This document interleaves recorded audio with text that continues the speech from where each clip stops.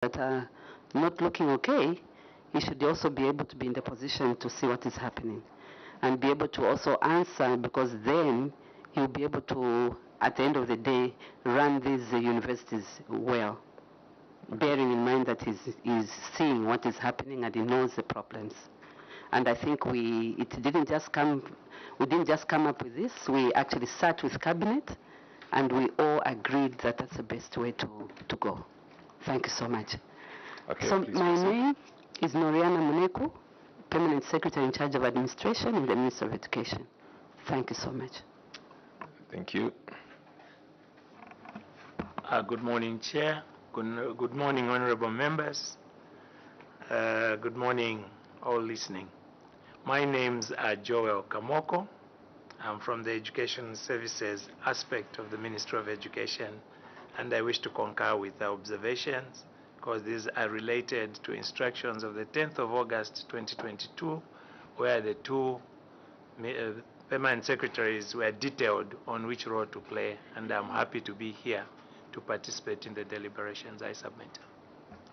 Thank you. Other officers from the ministry, please proceed and introduce yourselves. Good morning, Chair. Good morning, honorable members. My name is Frederick Katulwende. I'm the Director of Finance in the Ministry of Education. Thank you. Okay. Good morning. Oh, sorry. Because our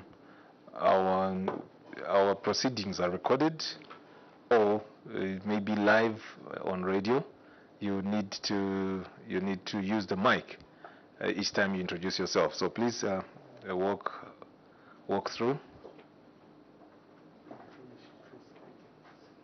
Or we finish with this queue? Okay, please go ahead.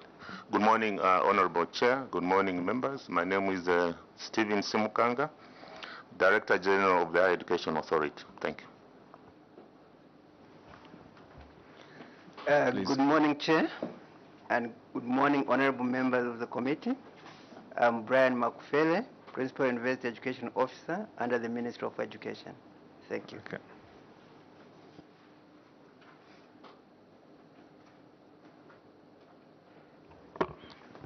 Good morning, Chair.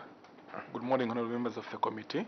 My name is Kaunga Nyirenda, Acting Vice Chancellor, Mulungoshi University. I thank you. Okay. Good morning, Chair, and good morning, honorable members of the committee. My name is Chara Deresa, Acting Deputy Vice Chancellor, Mulungoshi University. Okay. Good morning, Chair, and the honorable members of the committee. I am Okuvula Siachiti, University Registrar, Mulungoshi University. Good morning, Chair. Good morning, honorable members of the committee. My name is Mleya Tot, Acting Chief Financial Officer of the University. Okay. The next one, you can come closer so that we cut on time. Good morning, Chair. Good morning, honorable members of the committee. Msonda Edwin are my names, Acting Chief Internal Auditor, Mulungoshi University. Okay. Good morning, Chair. Good morning, honorable members. My name is Gertrude Piri, the Acting Purchasing and Supplies Manager for Mulungoshi University. Thank you. Good morning, Chair. Good morning, honorable members of the committee. My name is Astumbe Kolikezo, Accountant, Ministry of Education. Okay. Good morning, honorable chairperson. Good morning, honorable members of the committee. My name is Kalenda Gilbert, Senior Internal Auditor in the Ministry of Education. Thank you. Okay. Permanent witnesses, Accountant General.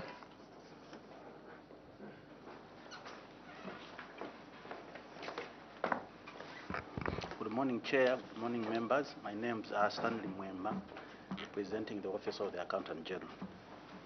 Auditor General.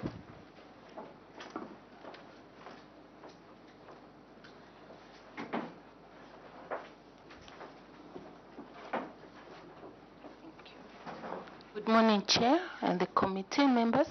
Good morning, our people from Mulungoshi and Ministry of Education. My name is Evelyn Mutandwa, Assistant Director, and our Provincial Appropriation Directorate. I'm accompanied with Mr. Nyirenda, who's in charge of Central Province, the Assistant Director. I submit. Thank you. Okay.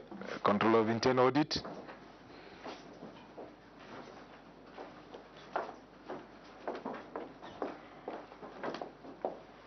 Good morning, Chair. Good morning, members of the committee. My name is Martha Mkutu, Assistant Director, Policy, Quality and Assurance, representing the Control of Internal Audit. Thank you very much. Anybody from the media? None. Just to let you know that we are live on Parliament Radio and being recorded for Parliament TV. Parliamentary staff? Good morning. My name is Christabel Maloa from the Office of the Clerk. Honorable members, kindly introduce yourselves. From my far right. Good morning, Chair. Good morning, PS Mneku and your team from Mlongoshi University. Good morning, our permanent witnesses. My names are Vumango Musumali, Member of Parliament for Zambezi West constituency in the Northwestern Province, and a member of this group. That's my very good neighbor. Please proceed, Honorable Mapani. Through your chair, my name is Amono Mapani. I'm a member of Parliament for Namala constituency. Good morning, everyone. Good morning, PS and your counterparts. Good morning, acting Mulungushi University. Chair, everybody's acting at Mulungushi University. Honorable Nakoka, you are not in order to start debating the reports before. My name is Muvita Nakoka, Member of Parliament for Luena constituency. Okay, please go ahead. I am Anton Cassandra, Member of Parliament for Bangor constituency in Zambia. Good morning. Honorable Mazoka. Good morning, Chair. Good morning, witness. I'm Mutinta Mazoka, nominated member. Good morning, Chair. Good morning, PS Mneku. Good morning, PS Kamoko, and your team. Chawinga Robert, my name's Member of Parliament for Mafinga constituency in Mchinga Province.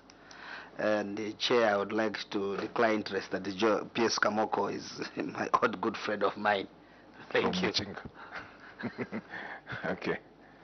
Chairperson, good morning, and good morning to the two controlling officers. Good morning, Acting Vice Chancellor, Mulungushi University. I'm Honorable Joel Chibuye, Member of Parliament for Ron constituency in Wansha. Thank you so much, Chair. Good morning, PSs, Acting Vice Chancellor and the team.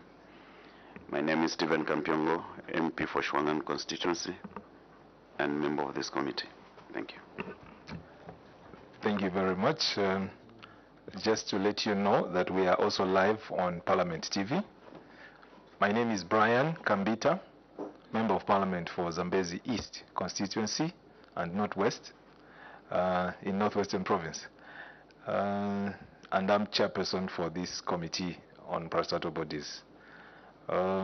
Two controlling officers, I would like to confer you with immunities provided for by Cap 12 of the laws of Zambia, read together with the National Assembly Powers and Privileges Amendment Act number 13 of 2016, which gives you the immunity that is enjoyed by members when you appear before a committee such as this one. Therefore, whatever you will present to the committee extended to the team you have come with cannot be used against you in any court of law in Zambia. However, I would like to caution you that the same piece of legislation does not permit you to willfully mislead the committee, as that can be used against you in the unlikely event. On that note, I would like to state that we received your memorandum stating out or responding to the queries that were stated out by the Auditor General, and therefore members have had a feel of the submission that you made. I would like to guide in terms of how you're going to submit in this meeting.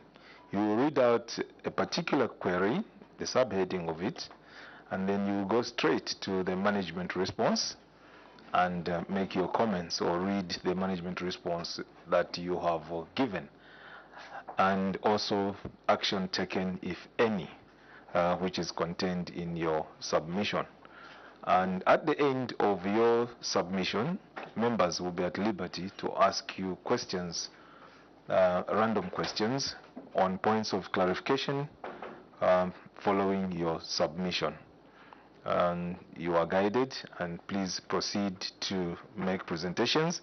You are also at liberty to pass on the baton to whoever you feel can competently submit to the committee on a particular issue. Please proceed. Thank you so much, Chairperson and the committee. So it's a report on the Auditor General on the accounts of parastatal bodies and other statutory institutions for the financial year ended 31st December 2021, paragraph 12, Mulungushi University.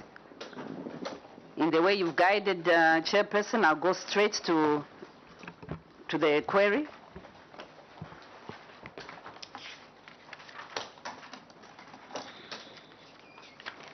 So I'll look at the audit findings as regard the budget and income. By management is that the observations by the Auditor General as regarding this area of budget and income is well noted and acknowledged, but the committee may wish to note that the 2,613,848 kwacha relates to other external grants which were not received due to COVID-19 pandemic, as they are activity-based. On the other hand, the 68,246,866 kwacha is a combination of boarding, lodging, and other income which could not be collected as students were not accommodated and fed on campus due to COVID-19 pandemic. Further, the committee may wish to also note that the business center income was negatively impacted during the COVID-19 period because students are our major customers and were not on campus. Further still, our graduation ceremonies were held virtually, and this affected our income from graduation ceremonies. Would like to take the committee to Appendix 1. On irregular appointment of council members, management responds that the committee may wish to note that the council that had the affected member was dissolved, and the university awaits the appointments of the new council. We take you to Appendix 2 for that. On failure to fill vacant position of Vice Chancellor, our response is that we have taken note of the Auditor General's comments and findings. The committee may wish to note that the university awaits appointment of the Vice Chancellor. On financial analysis, statement of comprehensive income, there's a table there which I won't even go through, and the response is that the committee may wish to note that this was caused by the non-performing income lines due to COVID-19. However, management is projecting a surplus for the year ending 2022, and we are referring you to Appendix 1. On statement of financial position, current ratio below threshold, there's a table there which is showing the statement of financial position, which I won't go through. And the source of financial statements for the years ended 31st December 2022 and 2021, we are responding that on operational matters and delay, the committee may wish to note that management will continue striving to improve the ratio as this has been, as it has been demonstrated in Table 4. On operational matters, delays in accreditation of academic programs, Management is responding and saying that we've taken note and acknowledge that, and the committee may wish to note that only 34 programs are still undergoing accreditation by Higher Education Authority, and the authority has since given an assurance to get back to the university in due course.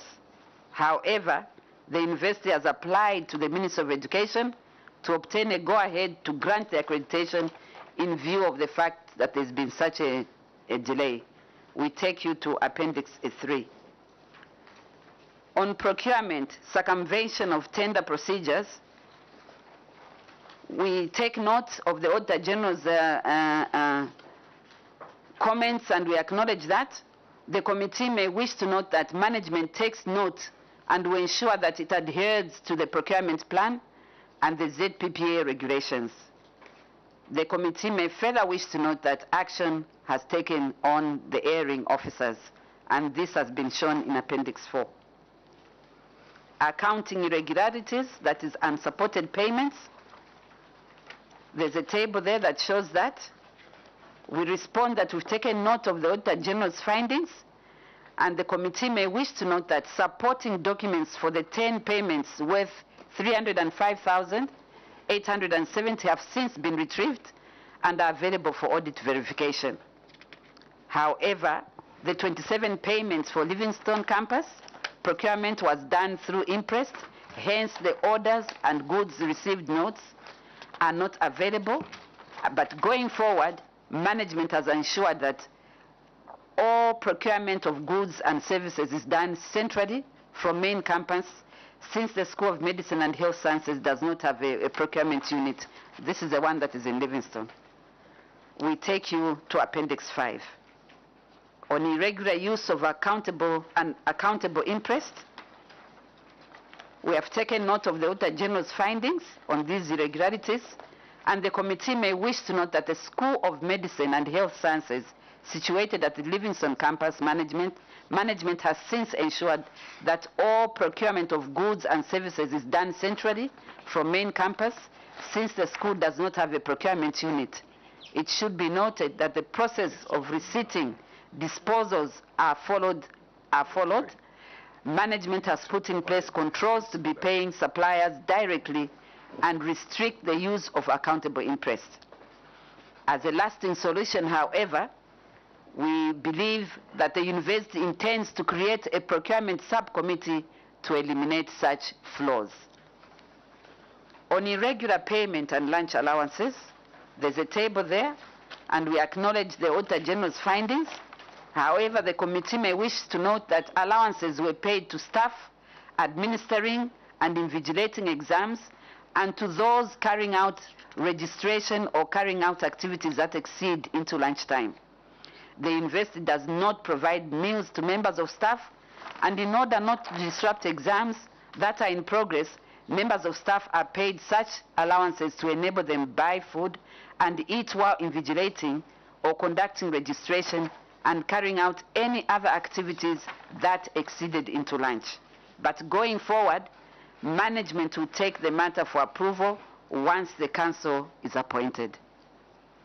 Unaccounted for stores on the main campus, there's a table there, and we acknowledge the audit findings, but the committee may wish to note that all the store's documentation regarding receipt and disposal details have been retrieved and are available for audit verification. You can see Appendix 6. Failure to remit statutory obligations. We take note of the audit findings, and we say that we've taken note of the audit findings. The committee may wish to note that while the university staff numbers have been growing to cater for its growing needs, funding to the university has not increased proportionately and has not been at growth, and this was noted by the Public Accounts Committee, PAC, which made the following recommendation for the audit ending 31st December 2029, and I quote, 2019, sorry, and I quote, however, the committee is concerned that if the Treasury does not fund the university with the gross amount required, the university will not be able to pay the statutory obligations as and when they fall due. In this regard, the committee directs the Secretary to the Treasury to ensure that the university is fully funded. End of quote. The committee... just hold it there, just for the record, and just to correct you, this committee is a committee on parastatal bodies. Yes. And whatever is being referred to here as PAC is not PAC. It's actually the Committee on Parastatal Bodies. Okay. So there is a tendency of most of these institutions still referring to us as PAC. But PAC was split into 3. That's one thing you need to know. Okay. This is a committee on parastatal bodies. There is PAC, which looks at usually the accounts of your ministry, line ministries, and the like. So there is a separate audit report. There is another one, which is also local government accounts, which looks at the 116 local authorities. So just for the record, that should have read Committee on Parastatal Bodies. In fact, now that you said it, Chair, I've actually taken note that really it's an anomaly. I was actually thinking it's the actual PAC. But now that you've put it right to us, it's parastatal bodies, yes. Absolutely. You Committee on Parastatal Bodies will make that correction. Thank you, Chair. Where was I? Sorry. The committee may further wish to note that the university is making a monthly remittance of 500,000 kwacha to ZRA, as the auditors noted from the ledgers. As for the observation regarding NAPSA obligation, the committee may wish to note that the university is current on all its monthly returns and remittances. The whole NAPSA liability that the university carries on its books relates to penalties and interest for former National College of Management and Development Studies, which in itself is a liability for the government of the Republic of Zambia and not Mulungushi University. We refer you to Appendix 7. With this, Chairperson and the honorable members, I submit and thank you so much. Thank you very much, Controlling Officer, for that elaborate submission. Honorable members are now free to ask questions on points of clarification. Who goes first? Honorable Kampyongo. Thank you so much, Chair. And PS would like to acknowledge as a committee that we visited your institution. Just to make an announcement before you ask your question, Honorable Kampyongo, sorry for interruption. I'd like to announce that in the gallery we have 3 members of parliament from the Parliament of Uganda who are visiting the National Assembly of Zambia on an exchange visit, and I'm being corrected that there are 2 members of parliament who are visiting from Uganda, and they are seated in the gallery. I will ask them to introduce themselves. They are coming from an equivalent of this committee from the Parliament of Uganda. Kindly introduce yourselves. You can come to the mic. Introduce yourself. We are actually live on both Parliament TV and radio. Yes, Chair and members, I'm called Kambale Ferigo, a Member of Parliament in the 11th Parliament of Uganda and a committee member responsible for parastatals in the Parliament of Uganda. Thank you for welcoming us. You're welcome. Yeah.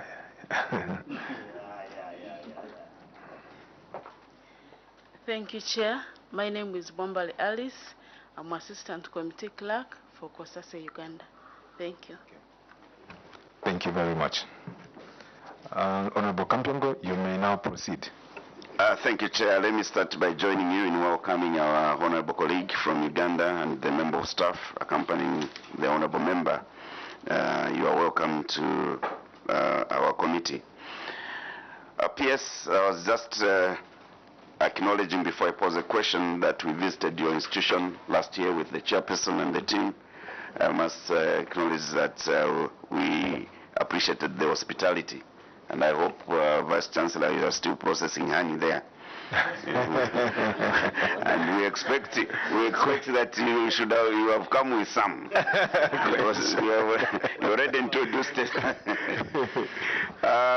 I'll draw your attention, PS Controlling Officer, to your submission on page 4, where you're responding to this matter of underfunding amounting to 2,613,848 kwacha.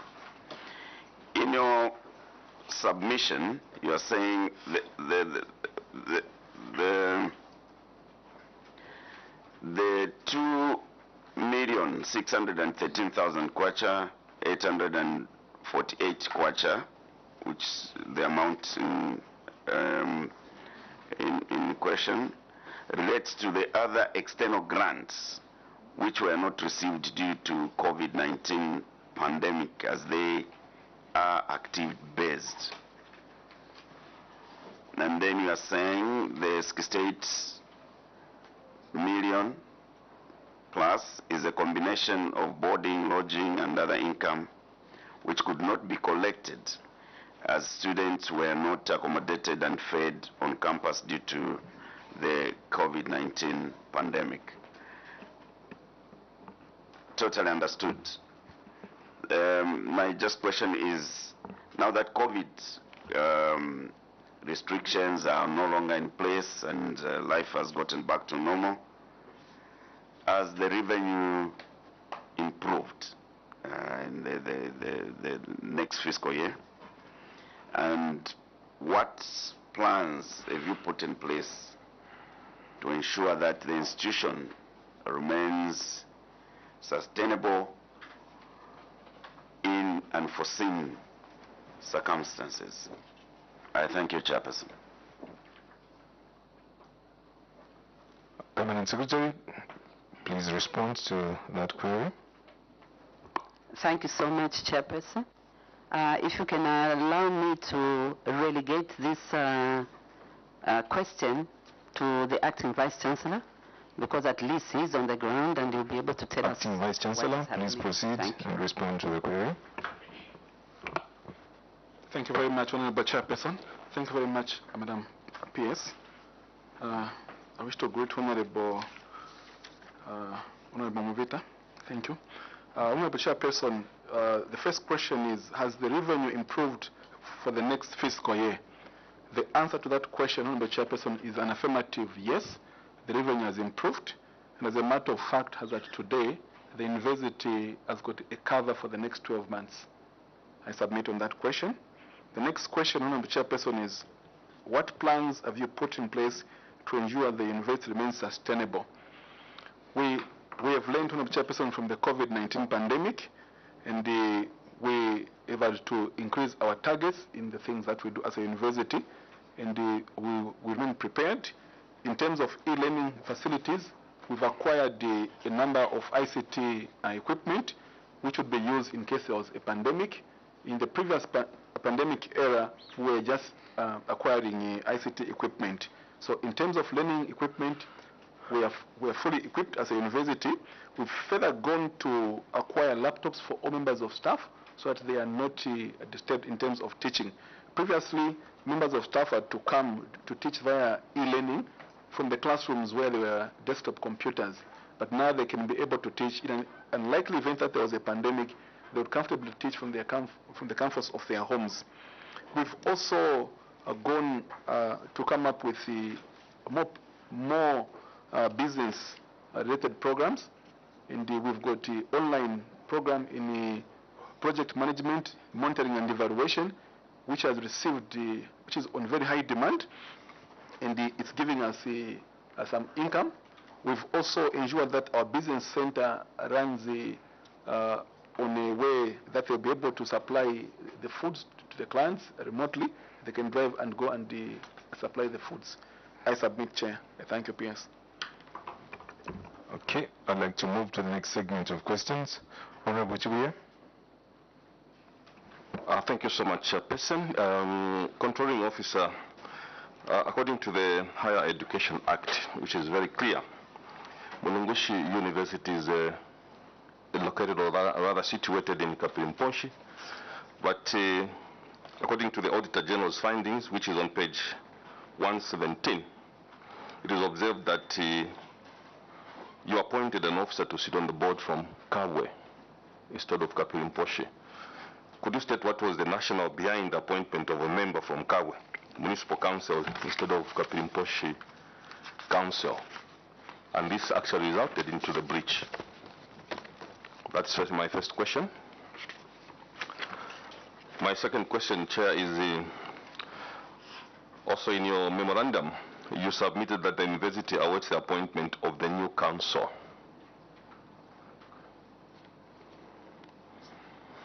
Okay. In your memorandum, you also submitted that the university awaits the appointment of the new council. Controlling officer, what is the current position regarding the same matter? Two questions there, Permanent Secretary. There is a question to do with appointment of a council member, a member to sit on the council, isn't it? Yes. And according to the Act, you're supposed to pick from a municipality within which the university is premised.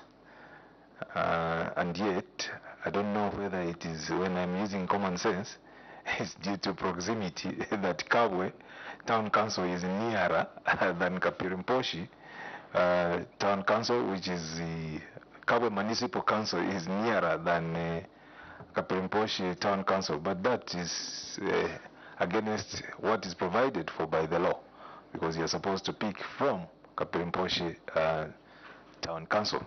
So what's your comment on that? And then the other question is about your failure to appoint a new council in place, a university council. It's unspeakable that the university must be operating without a university council. What's happening there? Thank you, Chairperson. Not to look like I'm running away from the situation, because this appointment took place in, I think, as far back as 2020 of the council. I wouldn't know what was the reason behind doing that at that time.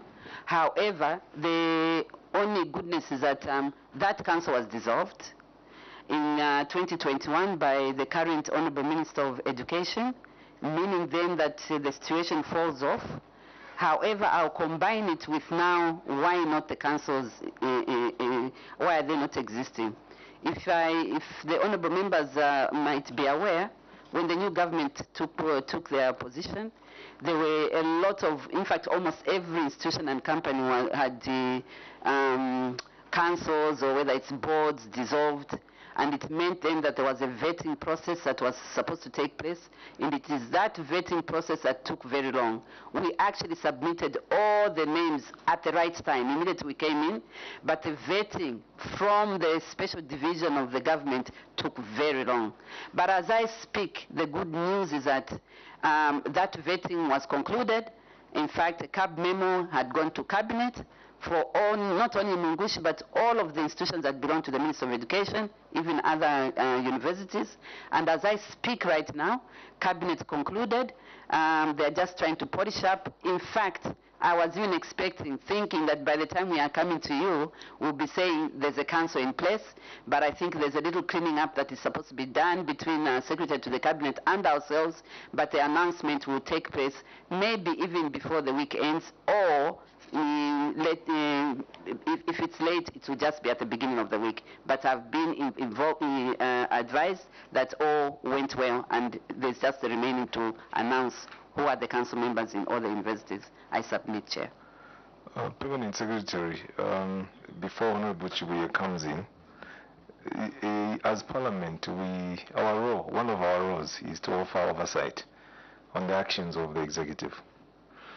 And when you give us such a good excuse as to why it took long for a council to be in place, for us, at the end of the day, we are interested in the result. We would want to account for that same lapse, because it's a lapse. Systems are not made to inhibit something from happening. They are put in place in order for results to be seen. So if the bottleneck is with the security agencies vetting, there must be an audit trail. And there must be evidence to the effect that you knocked on the door of the security agents to ensure that that process is expedited. And this committee would be looking to that kind of evidence.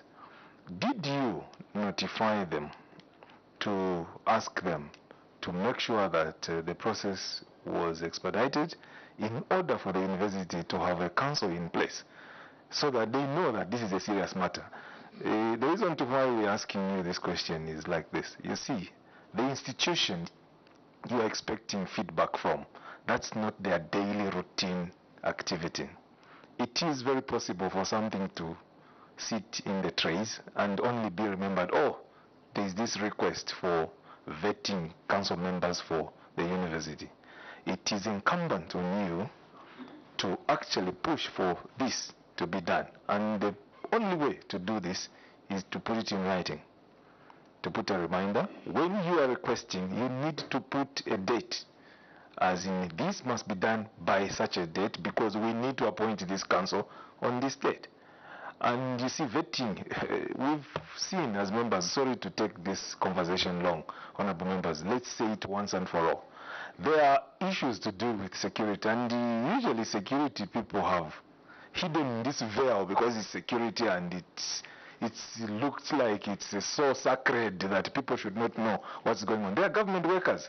They need to do their duty because we have a role to play here. We need to offer corporate governance to this institution. Without a council, there is no corporate governance happening at that institution. And somebody cannot stay this long. We are waiting because they are security, and we can't have a council there because they can't vet.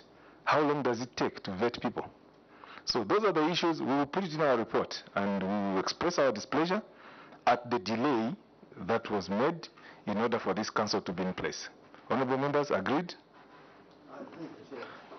Okay, we can proceed. Honorable Chair, I can just, on that same one, thank you. In fact, I totally agree with you. I even came to know the officers because I kept on ringing and banging on their door because I am the one who was actually receiving the blocking from all my investors and they wanted to perform. Suffice to say, even after I'd taken it upon myself to keep on knocking at their door and telling them we needed these councils, even if it took long, we did as a ministry make sure that we came in to actually aid our universities by offering at least all those things that needed to be guided. In the absence of the council, I think as the PS administration, we're on hand to make sure that we are able to, they are not falling short of what they're supposed to be doing. We gave go-aheads where necessary, and I think we did quite a lot of things. On the part of education, PS Kamoko also did the same. So that gap was actually sealed by ourselves as a ministry in the absence of council. Thank you so much. So please, just next time, keep a record of your communication between your office and the people responsible for vetting. Honorable Chibuya, you had a question. Yes, Chairperson. I haven't been satisfied with the response from the controlling officer over my first query as to why an officer from Kabwe Municipal Council was appointed instead of an officer from Kapirimposhi Council, which actually led into a breach of the Act. In your response, PS, if I heard you correctly, you said that the board was constituted in 2020 and in 2021 it was dissolved, and as such that query falls off. I don't think that will be the best answer. The query is whether the board has been dissolved. The issue is there was a breach of an act. Why was the breach of an act? Why was an officer from Kawe appointed instead of Kapiri Council? That is a query. You know, before she responds to that query, I would like to empathize with her. Of course, we treat you as a going concern. We don't draw any lines to say that there was a different permanent secretary in a different regime. We take you to account as Minister of Education, Although, of course, the dynamics then were a bit different because there was Minister of Higher Education, which was merged with the Minister of General Education to form the Minister of Education now. So we are alive to that fact, but if you gave a hint to the committee why the rationale, it would give, but of course, under Cap 12, if it was an anomaly and an oversight on your ministry, then the Minister of Higher Education, you can state it in simple terms like that, and we take it that way, than just dodging from the question, because you were not the substantive permanent secretary then. Probably you can give that answer. I've given an answer, if anything.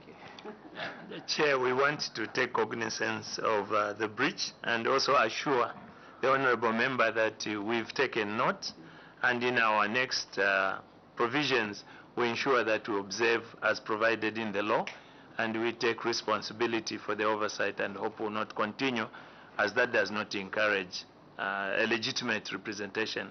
So we take note and take cognizance of the observation. Honourable Mapani has got a question. Yes, Chair. Chair, I just wanted to find out from them what is the reasonable period an institution can run without a council. I decided to ask this question, Chair, because if we leave these things open-ended, we'll get to 4 years where institutions will run without a council. So could we know what exactly could be? It cannot be stated really in their documents. However, there is a reasonable period an institution can run without a council. Can you share the advice? Okay, just to complement that question, I'm aware that usually most acts of parliament provide for the ministry responsible to put in an interim committee for offering that services that a substantive council or board would have provided for. So do we have one in place now?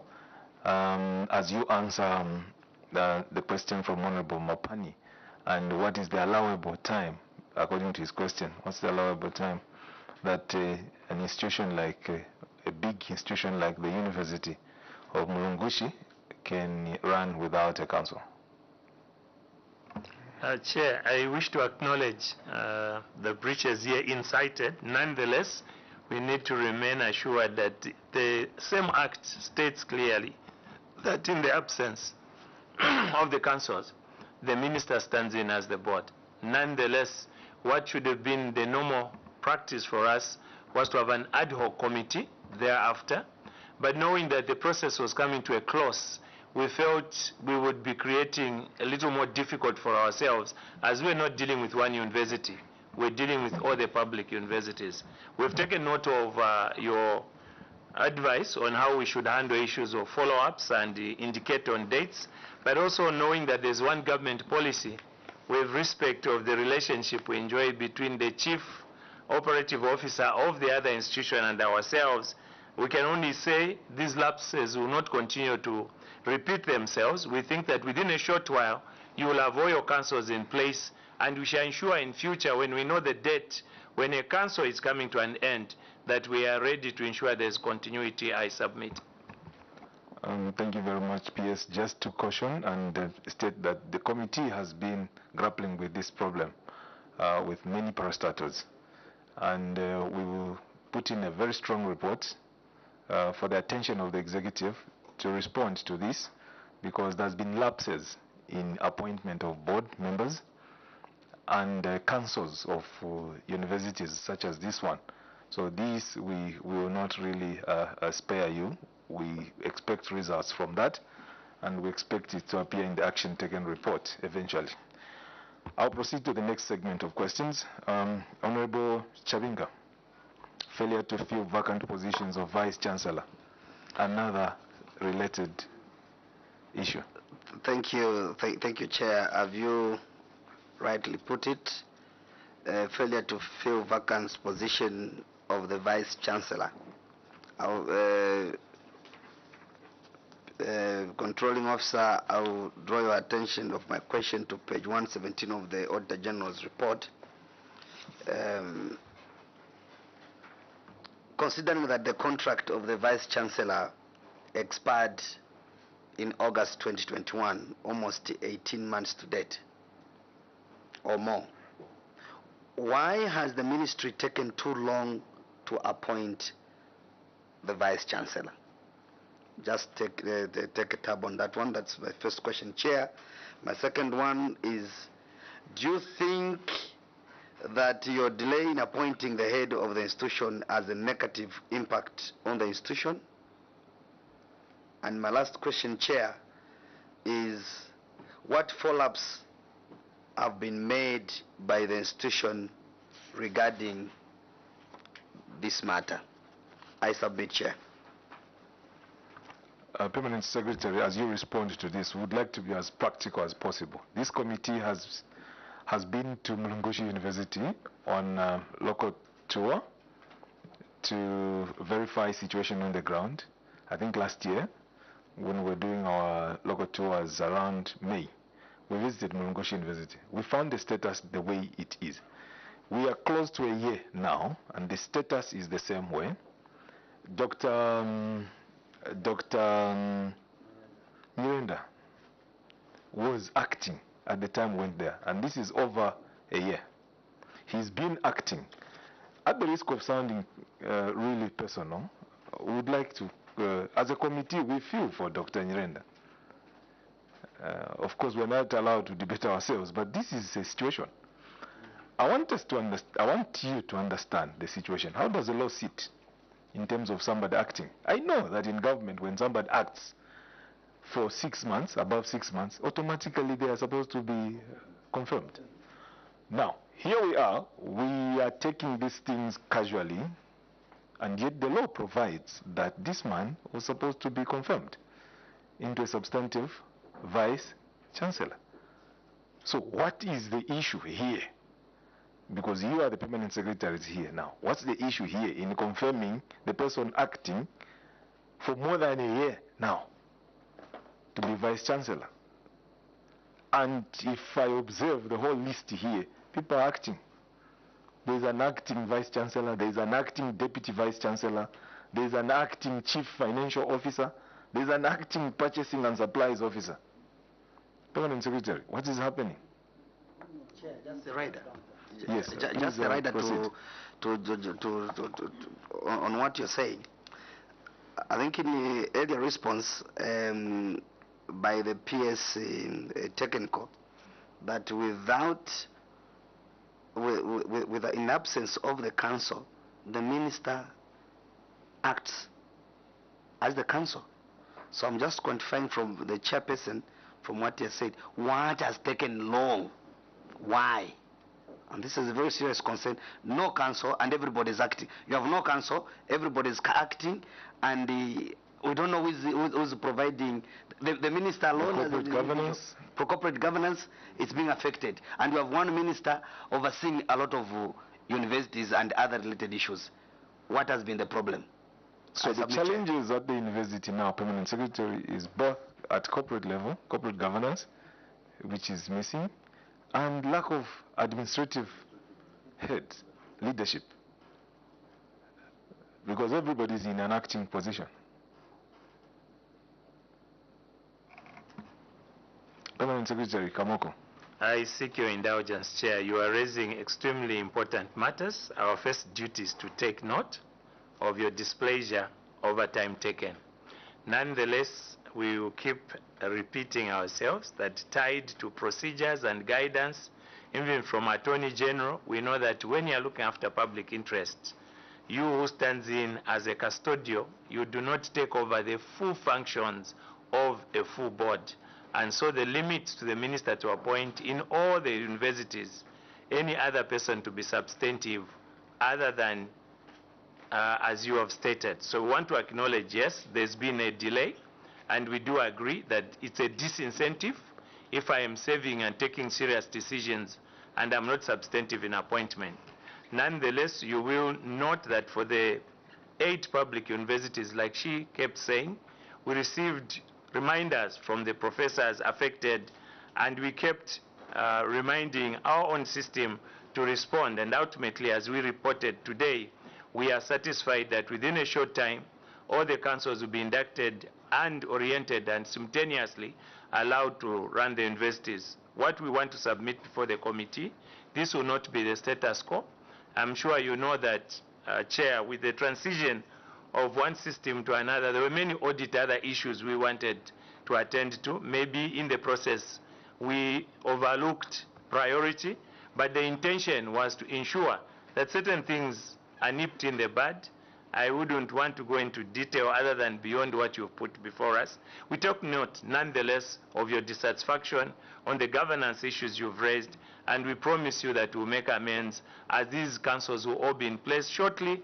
And you have rightly stated that there is a period within which automatically one will be viewed substantive, and we think we'll make amends as the councils take place. Nonetheless, it's the particular duty of that council and that chairman to substantively put them in place, so that tomorrow, if there is a dispute, again, it will not be the minister and the attorney general. It will be the university council, who is the employer, as your agent, as a board, who will respond. So we do agree that our not doing certain things on time has led to this, but I do think our intentions were well. We have no intention to continue abrogating the law.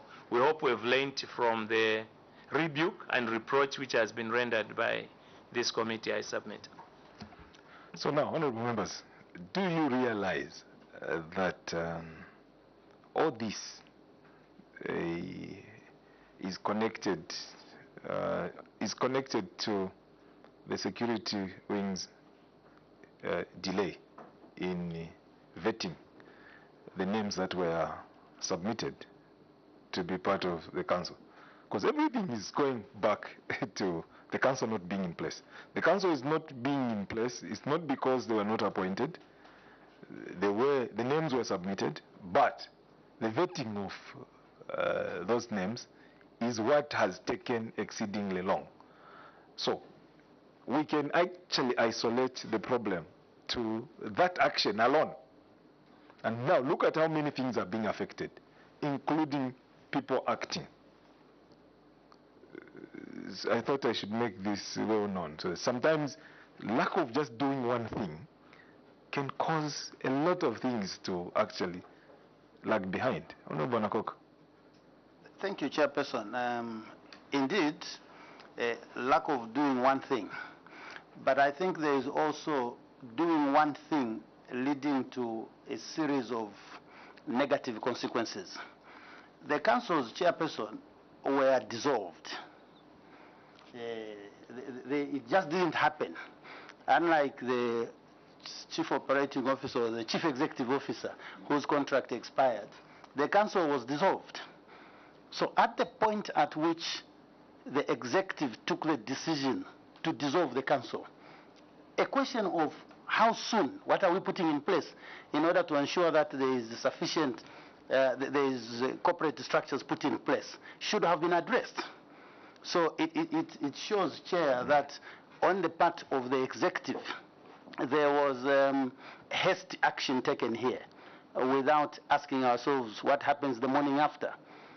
So I think the issue of security clearance, Chairperson, is an administrative arrangement that we have only come to know because of the delays. Otherwise, it's an in-house arrangement that the executive, again, is in control of.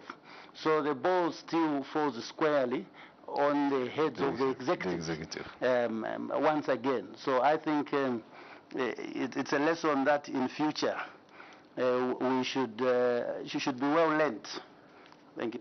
Sorry to extend the conversation. Honorable Mapani has got a question. Chair, just an observation. Chair, the labor laws are very clear.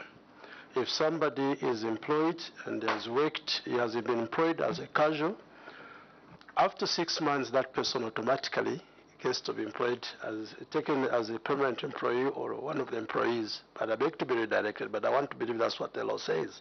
Now, if somebody has been acting for more than a year and he still remains acting vice, and the law clearly states that one should only act for 6 months. So will I be wrong if personally as a lawmaker today declares him as a chancellor will I be taken as somebody who's violating the law or otherwise? Because the law is very clear. And there's nothing that surpasses the law. Unless if we want to take that, we shall only appoint somebody to full portfolio when I know him.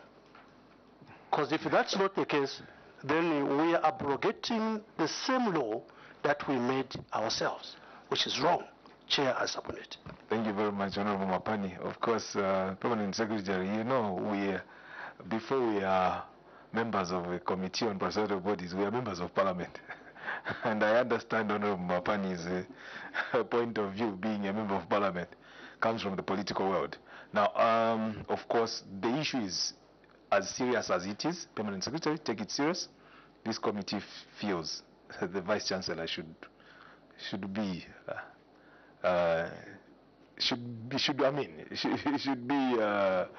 confirmed in that position. We have no reservations. If you listened to our submission, of course we put it in our report, because we have seen even the performance of the institution going by the reports is good. So he actually deserves it, going by that. And just to extend this debate, and sorry for doing so, I was just about to do this. I'll ask you a question, controlling officers. You responded to the issue of the minister taking place of the board in the absence of the board. And you still emphasized that until a board is put in place, that's when some of these things will be done. Because the minister's powers to do certain things are restricted. I just want to know whether that is actually coming out of the provisions of the law. Because if he's standing in the absence of the board, he can do what the board would have done, then he takes over all the functions of what the board was supposed to do. Does the law prohibit him from taking the functions of what the board, the substantive board, would have done categorically? And you can state it out from the piece of legislation. Sorry to ask a question. Chair, you pinned me on the corner. I am unable to give you a definite position, as I am not in trust of the law as I speak. But I think, so to speak, I did first acknowledge that your observations are all substantive. And I think we see oversights and injustice, as already alluded to. Nonetheless, we think that in your prompting us and reminding us to do what is right, as messengers and controlling officers, we will revert to Minister and do share the sentiments herein aired, so that we are correcting the situation. We do not want to belittle nor reduce the importance of or your rebuke and reproach. So we submit and acknowledge your sentiments and the desire to see that institutions are run properly and as provided for in law. I submit. Thank you very much, the Permanent Secretary. I'm glad you actually acknowledge our suggestions. The idea here is not to convince you about what we think should be done, but to present it the way it is. No wonder we invoke the provisions of Cap 12 in this conversation. I'll proceed to the next segment of questions. I think we have dealt with the questions asked by Honorable Chavinga. Do you still have? There was one quick comment, Chair, that I wanted to make, especially when it comes to the vetting and the security wings. I think also the executive controlling officer, when there is such a matter, I strongly believe that I think correspondence has been done through writing as opposed to telephone conversations. I believe so that the wings chair does the vetting according to a pace of the institution, according to the request. So for me, my advice in the near future, because they belong both of them to the executive, as Honorable Anakoka alluded to, there are certain things that you want to to do it in the next 2 weeks, that like Chair had guided. So I think next time when we have such kind of situations, I think let's engage these wings by writing as an urgent matter, and they will act as prompt. I don't think that there is a delay, but unless if you are doing telephone conversations, we'll be dealing with one individual who might have his own problems. But for the security wings, Chair, I wanted to state that they usually work promptly according to your pace, how you want the matters to be done. I submit, Chair. Thank you very much. Honorable members, I now proceed to the next segment of questions, financial analysis. Honorable Nakoka, you are asking questions related to the statement of comprehensive income. Thank you, Chair. PS, the university has recorded some increase in income of about 12%. And the expenditure increased by about 2.5%. However, that wasn't good enough in order to place the university into a surplus position from a deficit position. So I think the question I would want to pose here, Chair, is how is this deficit being funded? Chair, if you allow me, I will explain a little bit so that the acting Vice Chancellor gets this. When you have got less income than your expenses, it can only mean one of two things. Either you are not paying your obligations, which means you are being financed by your suppliers, or you are borrowing in order to make sure you are meeting obligations as they fall due. And how you are financing the deficit is what determines whether there is a future or there is no future at all. So how are we financing this deficit?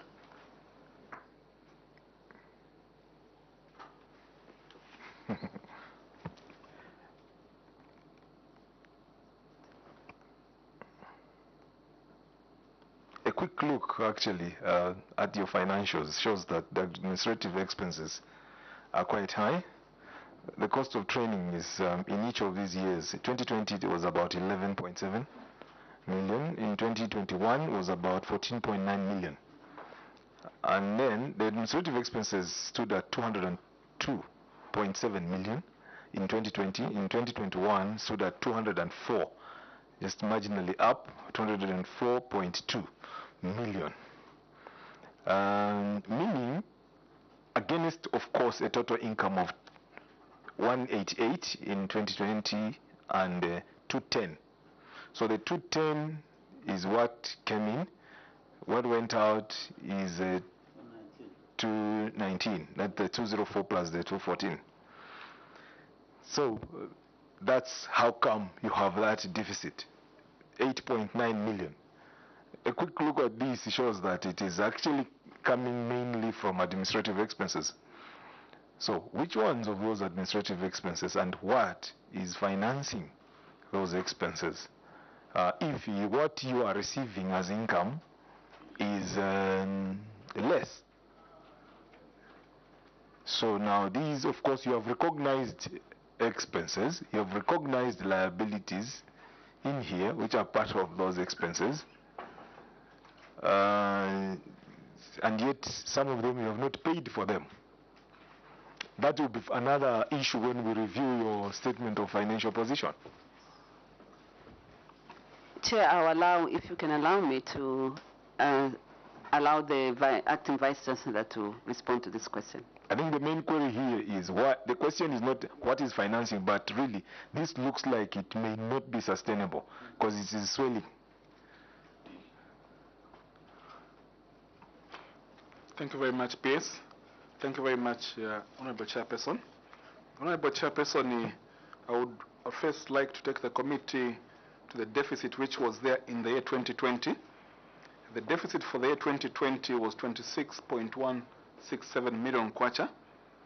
And then into 2021, the deficit reduced to 8.957 million kwacha, which means that the university was working hard to reduce that deficit. And I would further like Honorable Chairperson to indicate, as was presented by the PS, that management is projecting a surplus for the year ending 2022. Management, Honorable Chairperson, has increased on the fiscal discipline, and this deficit actually in the year 2020 will not be there. There will be a surplus. We are projecting a surplus which is 5 times that deficit, meaning that we are projecting a surplus of 31 million kwacha. Honorable Chairperson, in the question of how is this deficit being funded, what we do when we are planning for the following year is we generate a balanced budget. And what this means is that the outflows equals the inflows.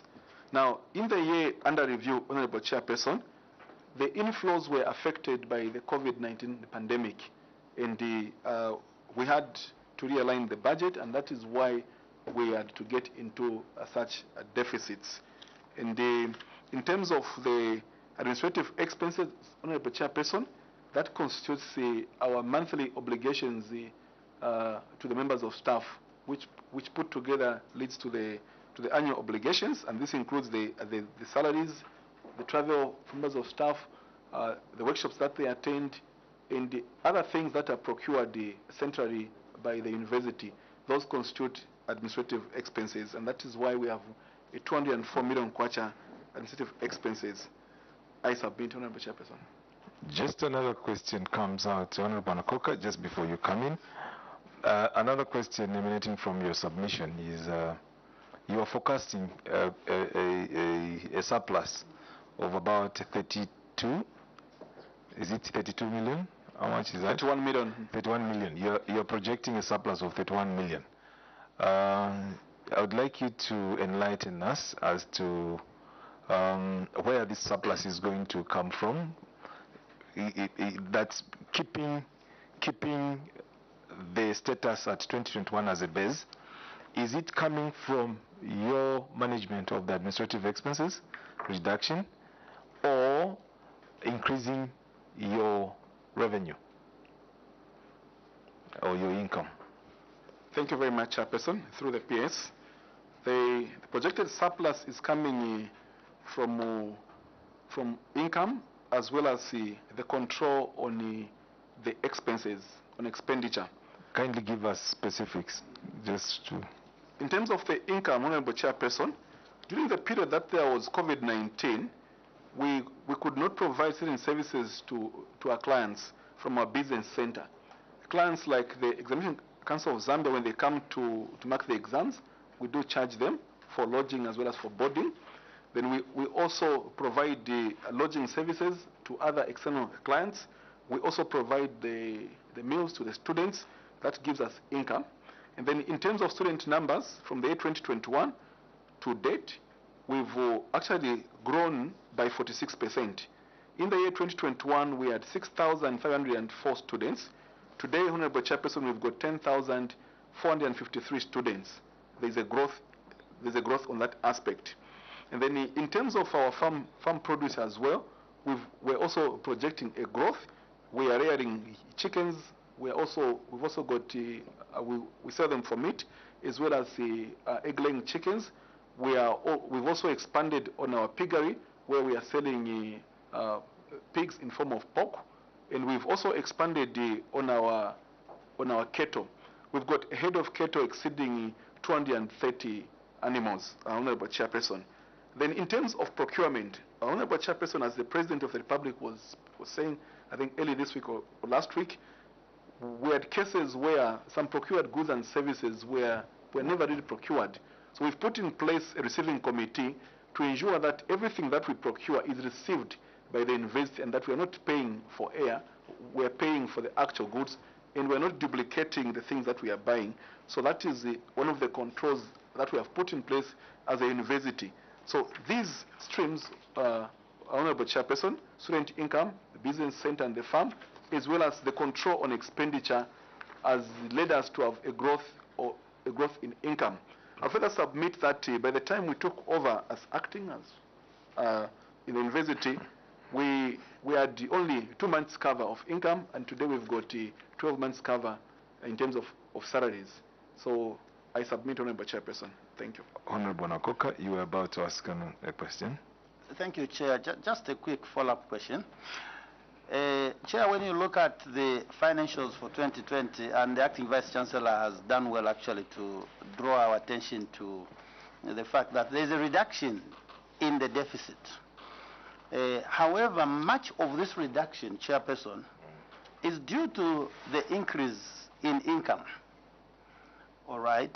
The income has increased by about 22 million, but the expenses, the expenditure has increased, a quick look, I think by about 5 million, yes. 15. By about, 15 million?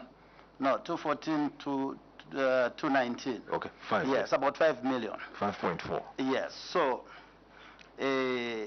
what maybe draws one's interest here, because the acting VC has said they are controlling expenditure, is an observation that the cost of training and administrative expenses have both increased.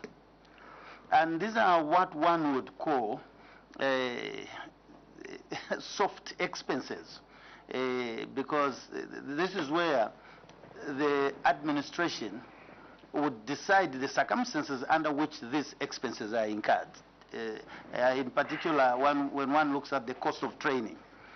So the question then that one needs to pose at this stage, Chair, is the university keeping a close eye on these items, administrative expenses, and the cost of training, which I would call discretionary expenses, in that, for lack of a better term, to ensure that you do not fall into the trap that other institutions of higher learning have fallen into, where even when they are recording huge losses, come the beginning of the year, somehow staff is entitled to salary increments. So the 5%, 10% salary increments is automatically implemented. But you have no idea where it's going to be financed from. And we're making sure we do not fall into that trap. Chairperson Anda Kaptova would say we wouldn't like to see these new public universities becoming like the University of Zambia. Thank you. Please respond to that. Thank you very much, Honorable Chairperson. Thank you very much, Honorable Nakokwa. I wish to submit as follows. Yes, Honorable Chairperson, it is true that the cost of training has gone up. And this is because the university has placed emphasis on training our members of staff from master's degrees to PhDs. We are a young university with very few professors, very few PhD orders, and want to grow the university to a level where we're going to have a lot of professors. And in order to have a lot of professors, we need to have a lot of people upgrading their academic qualifications from master's degree holders to being PhD holders. And yes, I admit, in order to achieve that, we've had to increase on the number of staff going for PhDs, being sponsored by the university itself, because not many are able to get the outsourced scholarships, although we do get some through the Higher Education Loans and Scholarships Board. But we also thought that as a university, we cannot depend only on Father Christmas, but we should also be able to put in funds where the funds should be. Most of our lecturers are quite young, and we thought that if we train them, the university will get a good deal out of them in the near future. We think that we are preparing the university for the future generation and not only for today. The other expense has to do with the other question has to do with keeping an eye on the training and administrative costs. Yes, Honorable Chairperson, we are keeping an eye on the training costs as a university, whilst we are being mindful that our staff needs to be trained. We are also keeping an eye on the administrative costs. If you look at the increase in the cost, Honorable Chairperson, of 5 million kwacha, that is for the whole year, and it includes the salaries that were paid to members of staff. And Honorable Chairperson, if you may allow me, I would like through the PS to request our Chief Financial Officer to add a few comments on that. We assume, Chair, you've allowed it. Yes, please. Please proceed. Thank you. Chief Financial Person. Thank you. Especially on the issue of, are you going to fall pre? I think that's what should come out. Are you going to fall pre? Today you are okay and then you go down. Yes. Thank you, PS. Thank you, VC. Honorable. Thank you. I'd like to say, first of all, that on administrative expenses, especially, this is where salaries fall. And what we have been doing also is we've been increasing our numbers in terms of staff. Because we're a growing university. For instance, the School of Medicine is only reaching the 6th year. We've only graduated one cycle of students. And we have other programs that are not yet at 4th or 6th year. So this is one of the reasons why the administrative expenses are increasing. But I'm glad to also say that income is also increasing, and as more students come, we expect to have a surplus and not a loss. Like the VC has alluded, we're expecting a profit for 2022, and going forward, I think we're going to do even better. Then secondly, one part maybe that the VC didn't include is that we have also been growing in terms of infrastructure from this internally generated income. And as such, we are able to take more and more students. Thank you. So going forward, the Chair, to answer that question, and PS, we think the future is bright. Thank you. Okay. Honorable Chibuye, then Honorable Nakoka. On the issue of infrastructure, Permanent Secretary, the university is doing fairly well. We had a visit there. We saw the rehabilitation of the previous dormitories, and then the previous college, and also the new structures. But then, what remains for you to do is we need to hear a clear roadmap of how those new hostels which are being built by the ministry are going to be completed. Is there an allocation in this year's budget and subsequent years? Are they appearing in the medium-term expenditure framework? It's changed its name. I don't know what they call it.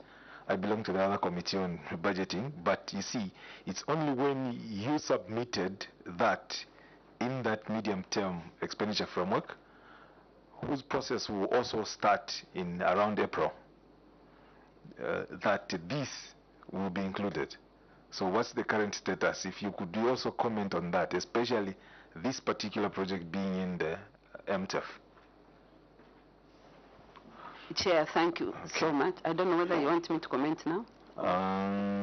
Maybe you can hold a tab on that, and then it's Honorable Chibuye first, then Honorable Nakoka. Yeah, Chair, exactly what you have asked is what I wanted to find out in terms of infrastructure. But however, let me just add the right on that question. The Vice Chancellor acting, you actually mentioned that you're increasing in the numbers or in the volumes of enrollment. And as the chairman has said, we visited your institution last year. What is the ratio of, in terms of accommodation? Are you also equating are you taking care of the numbers that you're enrolling to the spaces that you have in terms of accommodation? Or you have other alternatives looking at where your institution is sitting? Permanent Secretary, you may respond to that. Then Honorable Nakaka will wind up on this topic. Thank you so much, Chair. I think I'll be able to confidently respond to the issue of infrastructure. But first and foremost, to also add to what you were saying about our university, we also commend them totally. Because even on the issue of infrastructure, especially the Livingstone and the others, they've really made an effort within their own resources to make sure that they have accommodation, not just accommodation, conducive accommodation that actually we'll be proud of to have our students to be in those. And we've also seen what they are doing, so I commend them for that. But on the issue of the ministry, because I know they are also trying to make sure that they are not just extending a receiving ball from the government, but they are making efforts to make sure that they also are seen to be working and transforming the university. The government also, in this year's budget, the highest budgetary line that we have is infrastructure. Infrastructure cutting across schools, but also universities. We delayed in making sure that we disbursed to all our universities what was in the budget, simply because there was that amalgamation previously of the Ministry of Higher Education and the Ministry of Education. As a result, we had to wait for that process to actually be legally, taken away from higher education to ourselves, so that all the universities now belong to us. Before that, like last year, when we wanted to disburse, we couldn't do it. We wanted to make sure that all the conclusion is done on how they are going to transfer all the universities to ourselves. Suffice to say that now we are happy that was done at the end of December, and all the universities now belong to us. It means then that the money that was reserved for the university last year, we had to write to the Ministry of Finance to make sure that they hold it for us until that conclusion is done, so that we don't surrender that money to Treasury. And they've responded. It's been kept together now with the one that was budgeted for this year for the universities. However, to be specific, because we are a committee that believes in specifics, I have my Director of Finance here who can speak to the figures and be able to say this is how much now we are going to give out to our universities. So allow me, Chair, to ask my Director of Finance to comment on how much it is that we are, for now, we are going to give to the universities. But suffice to say, we will continue and make sure that all those infrastructures that have not been completed, they'll be completed in stages, and we are very sure that by the time we are coming to next year, they'll be up and running and accommodate all our students. Thank you so much, Chair, but allow me to ask the Director of Finance to speak to those figures. Okay, kindly proceed and respond to that. Thank you, Chairperson. Thank you, PS. Thank you, Chairperson, and thank you, PS. I do agree with the submission by the controlling officer that quite a huge amount of money has been allocated for infrastructure development in the 2023 budget, and also in the MTEF, which runs up to 2025. In terms of the numbers, out of 795 million kwacha, which government has allocated for construction purposes from early child education up to university, 100 million has been dedicated to university infrastructure. And of course, as the PS has alluded to, 17 million was allowed to be carried over to 2023, bringing the total to 117 million, which is available for university infrastructure development. I should say that Mlungushi University is one of those institutions that is being planned to receive the funding, so that the construction which is taking place at the institution continues in this year. Thank you. I submit. Thank you very much, Permanent Secretary. Honorable Nokova, do you still have a question to ask? On the same? Thank you, Chair, for your indulgence. It's gratifying and exciting, Chair, to hear that there is this huge leap in terms of budget for infrastructure. One would just encourage the PS to keep a close eye on this money. What happens in some of these institutions is the moment 10 million is given for infrastructure, and I'm not talking about Mulungushi University, we've seen how prudent they are with their management of resources, and we commend them, is that they will form a committee and buy a VX Land Cruiser and label it Project Monitoring University of XYZ. And that 2 million is gone off the 10 million before they do anything. But Chairperson, just getting back to the issue at hand, when it comes to revenue monitoring, a lot of our institutions of higher learning running into problems because of not identifying their cost unit, the student. When we asked a couple of universities previously that appeared before us to give us a cost per unit of training a student in any program, they couldn't say. So they are operating on general figures. We have 2,000 students, they give us 400 million, so our expenses can go up to 300 million. But as to which of these programs they are actually subsidizing which ones, they wouldn't tell. So before they know it, they are owing millions and they have no idea where they are going to cover it from. So we would just like to suggest that let's keep an eye on our universities.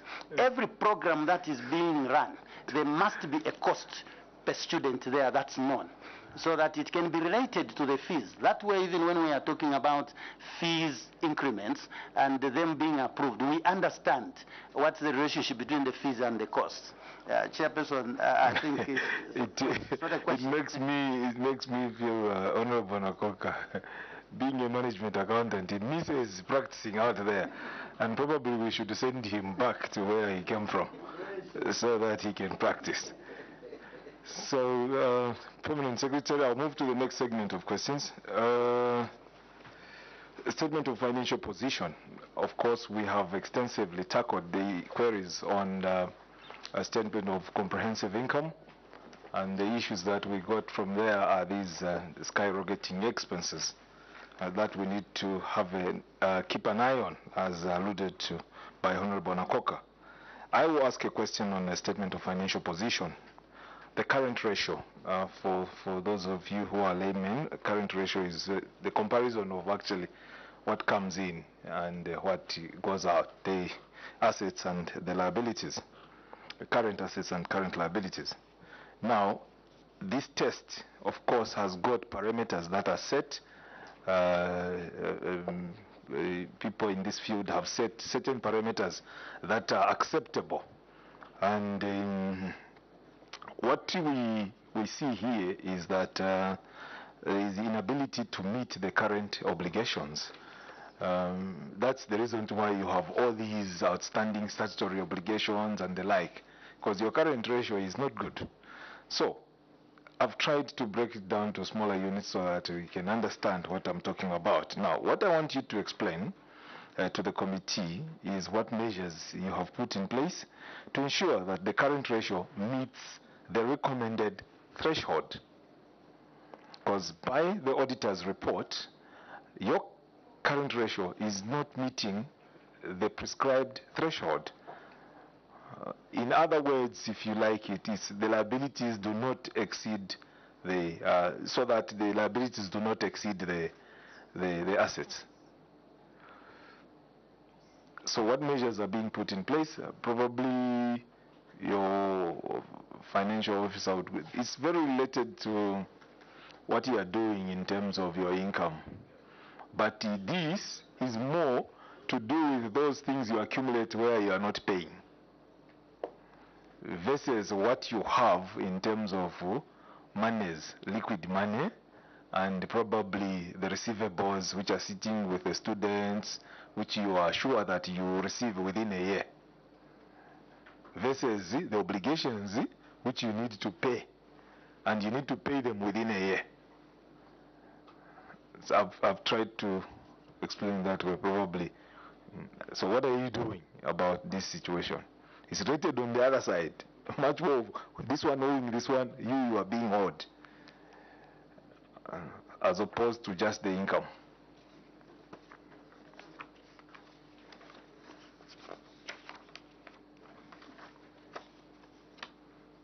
Chair, the acting Vice Chancellor. Acting Vice Chancellor, if you may seek the help from your finance people, please, you can. Thank you very much, Chair. Safe, are you ready? I take it? You can take it? Sure. Thank you, Chairperson, honorable members. Thank you, PS. Thank you, VC. What we are saying here, for instance, is unfortunately we to still state that we had a bit of a problem because of the COVID-19. I want to start from the base numbers where you have the ratios, where previously our ratio was 0.58 to 1. Now we have improved it to 1.62 to 1. Basically, what is improving this ratio is the income base versus the expenditure, like you alluded. And as we go into profits, and then we put in measures to ensure that we collect our funds and, from students and various units, we see this ratio improving going forward and not... actually, this year we expect it to improve further from the 1.62 to 1 to something better. But of course, we've seen you put in, honorable members, if you have observed this, they still have a huge amount of statutory obligations. Yes. And those are part of the elements that are used to calculate the current ratio. Yes. And they are just moving an inch, a little bit. And then, in terms of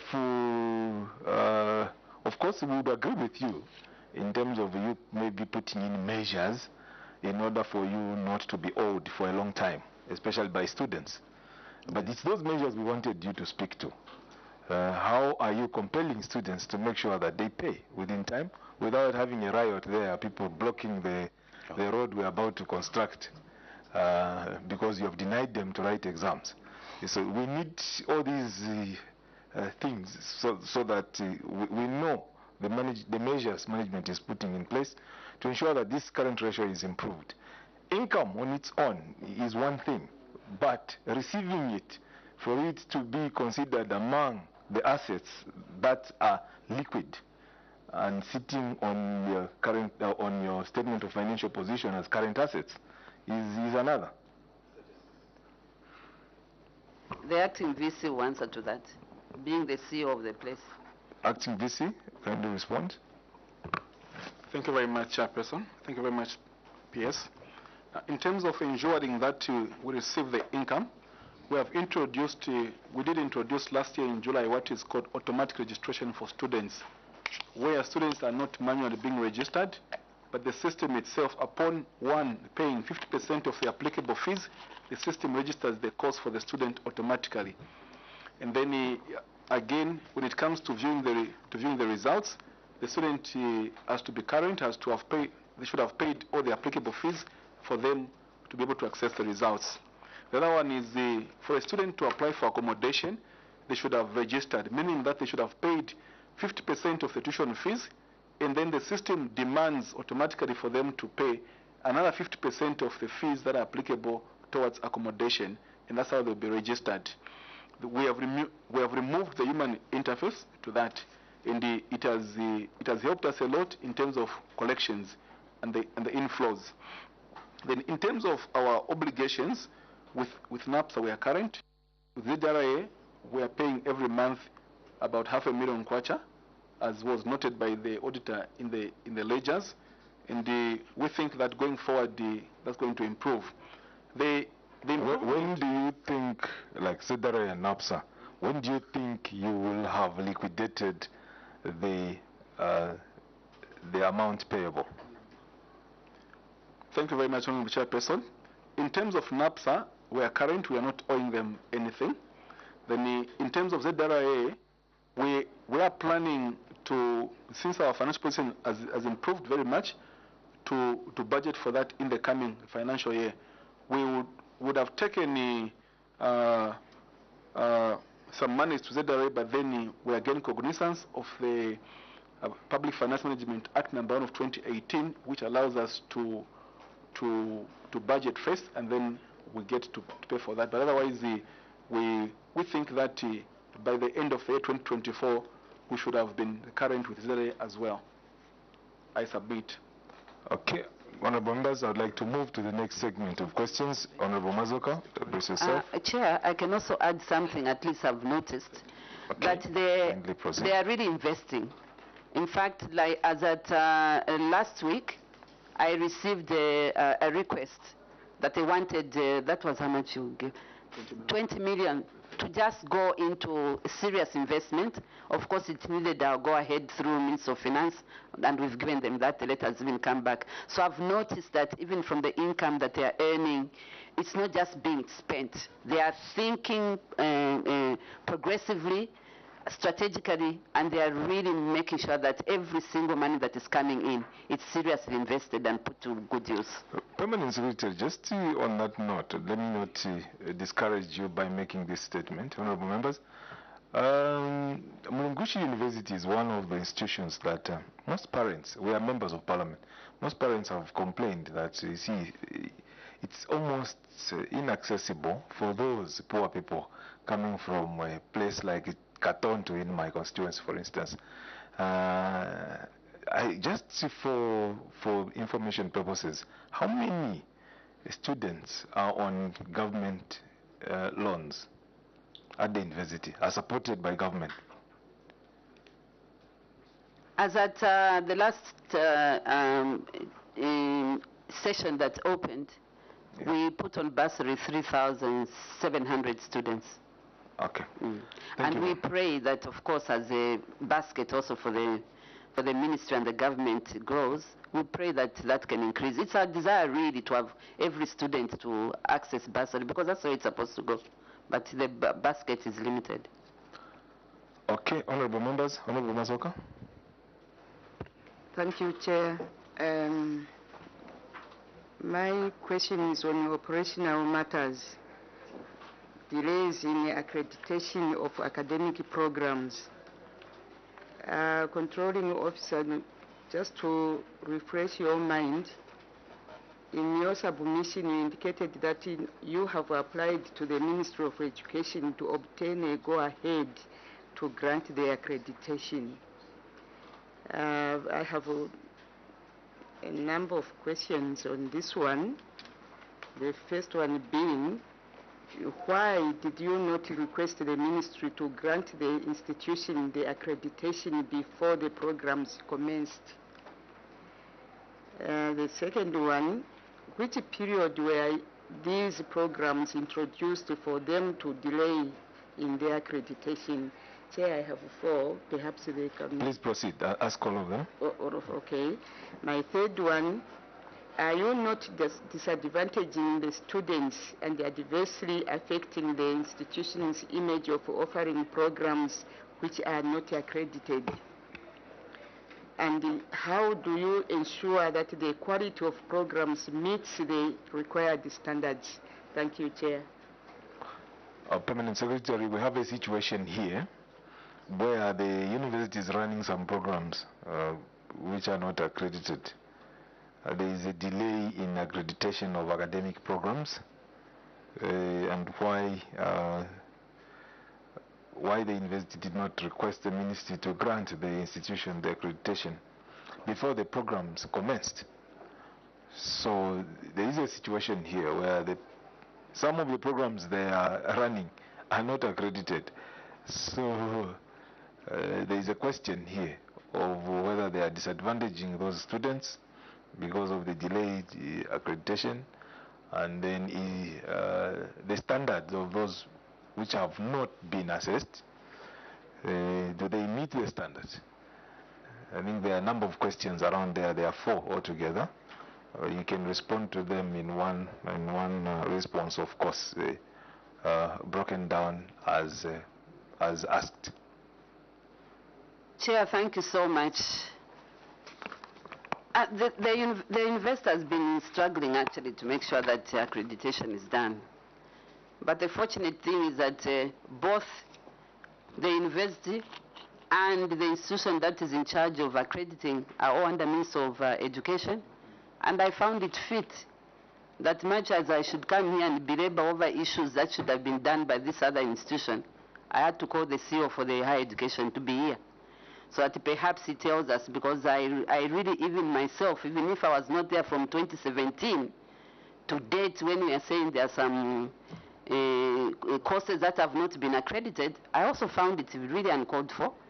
And to a point where, when they are telling you that they wanted to write to me, I encourage them that if they cannot give you that, You write to me so that I give it a go-ahead because I think they're also tired of waiting. But I've called in the professor for the CEO for Higher Education Authority so that perhaps he can address that matter because it's quite a serious matter. And like you said, it's hampering on the progress and, of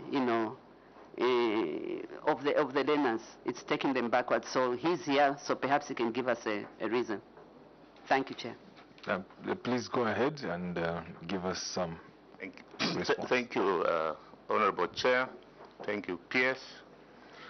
I think I'll spend about a second or two to give a background of accreditation, when it started and what has happened.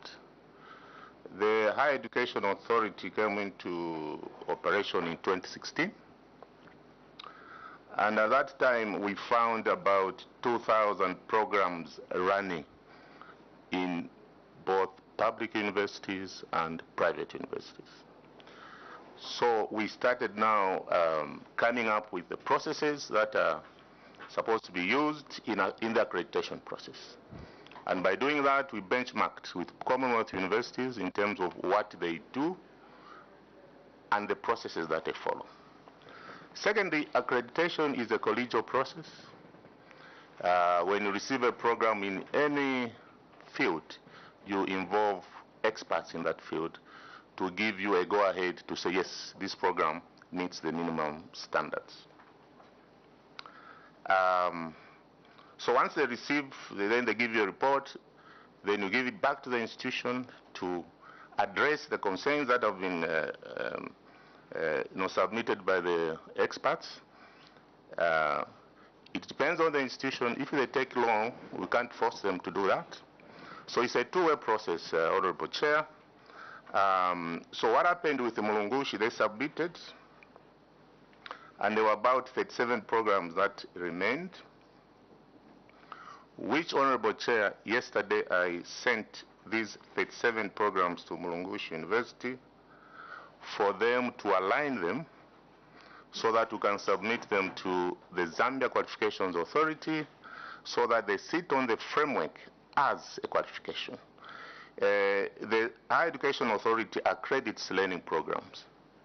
And if you accredit a learning program, you can proceed to offer. But before you graduate those students, you must ensure that that learning program sits on the Zambia Qualifications Authority as a qualification.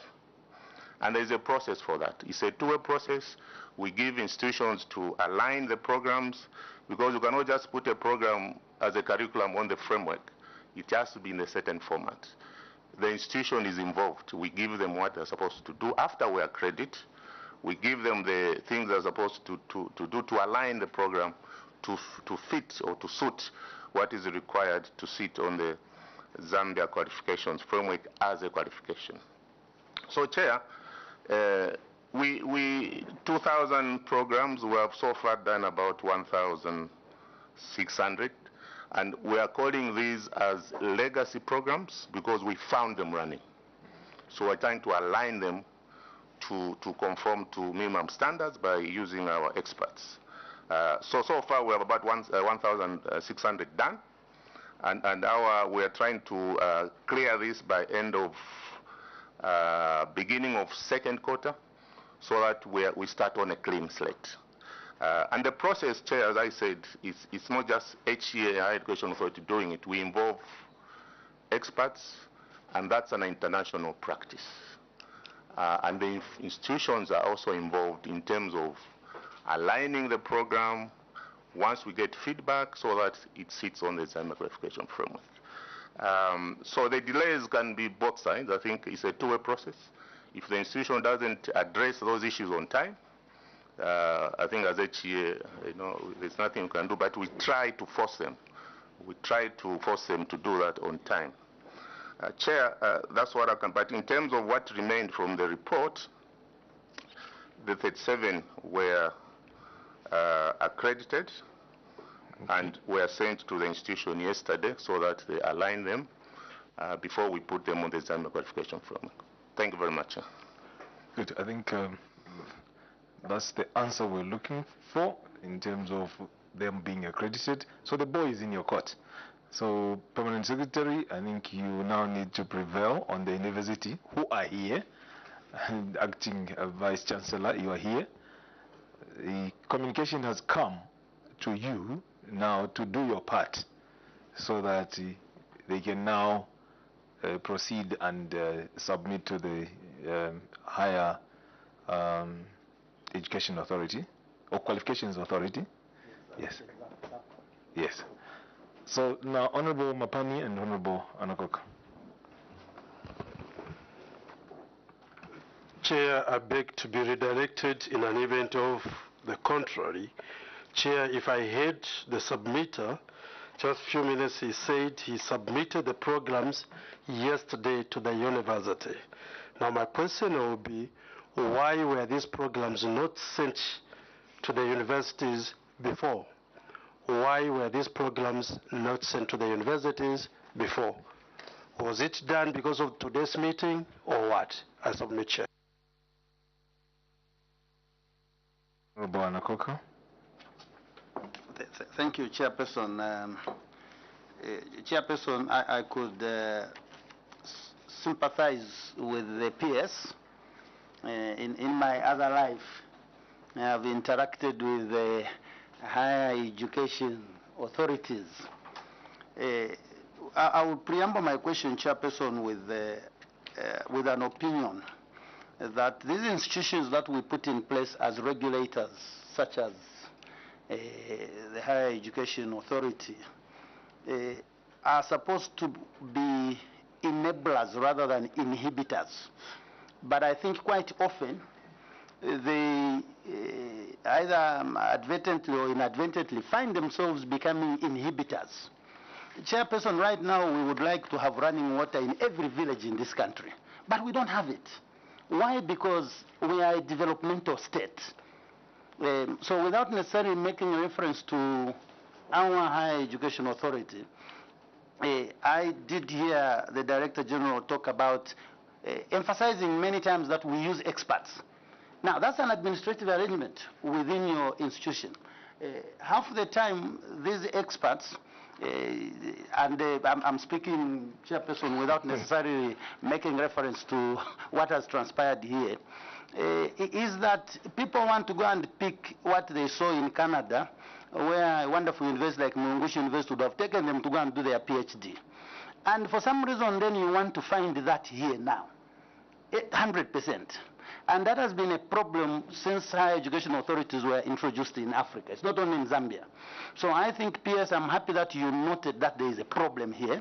So Higher Education Authority, the Zambia Qualifications Authority, I know there's that other one which falls under the Ministry of Health, which is also a problem institution.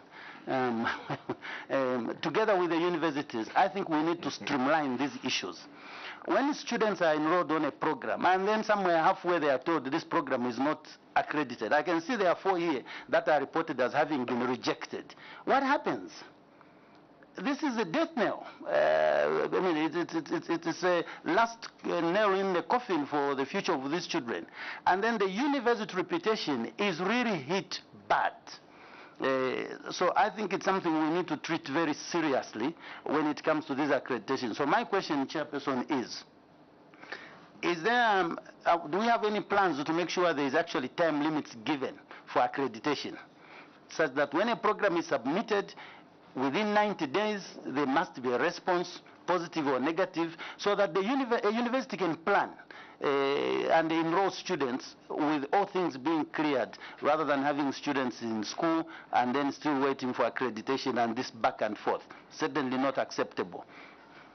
Okay, you may respond to those two questions. The first one by Honorable Mapani is just about the timing for the communication to the university. And the second one is what you have heard, and you must be fresh in memory to kindly respond to those two. Chair, thank you so much. I think every institution is governed by, acts of parliament, rules and regulations, and I think Higher Education Authority is also one of them.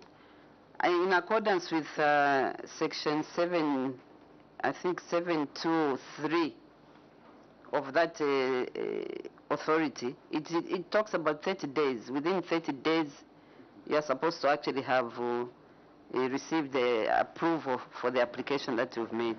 And I think for me to have brought him here, I just wanted to ensure that my institutions also should step up. Otherwise, I wouldn't have bothered. I would have come here to start and belaboring, but I thought I won't belabor. They are there, and they are both in my arena, so they should be able to see that you don't take kindly over such things. No. Because I'm looking at 2017. We are not talking about last year, 2017. I know I was not there, but you've told me I should assume, even everything that took place when I was not there. I find it also unacceptable, and I think I should tell my institution it's unacceptable.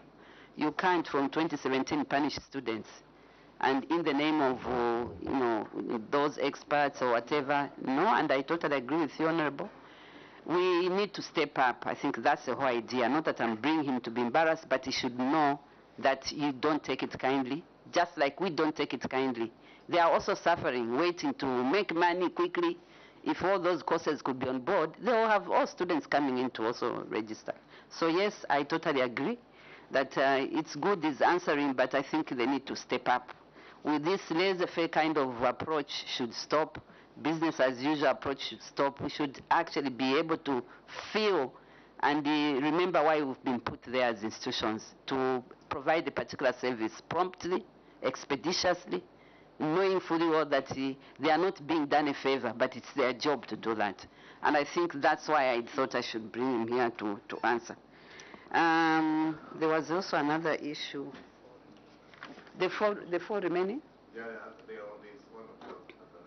Yes, the four remaining. In fact, even as you've put it, Chair, if they are being sent back because they've been not approved, there must be a way in which they should be addressed. Either you are sending them back with reasons to be addressed and so on, so that they can take it back, or you are saying they are not appropriate, take them out. That's also another different issue.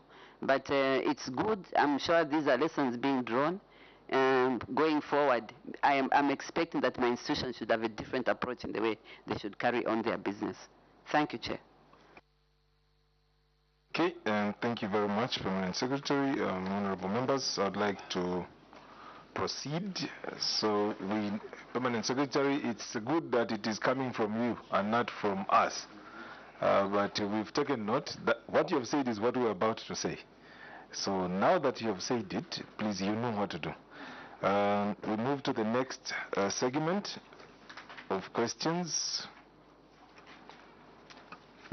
It's about Honorable Mapani, about procurement.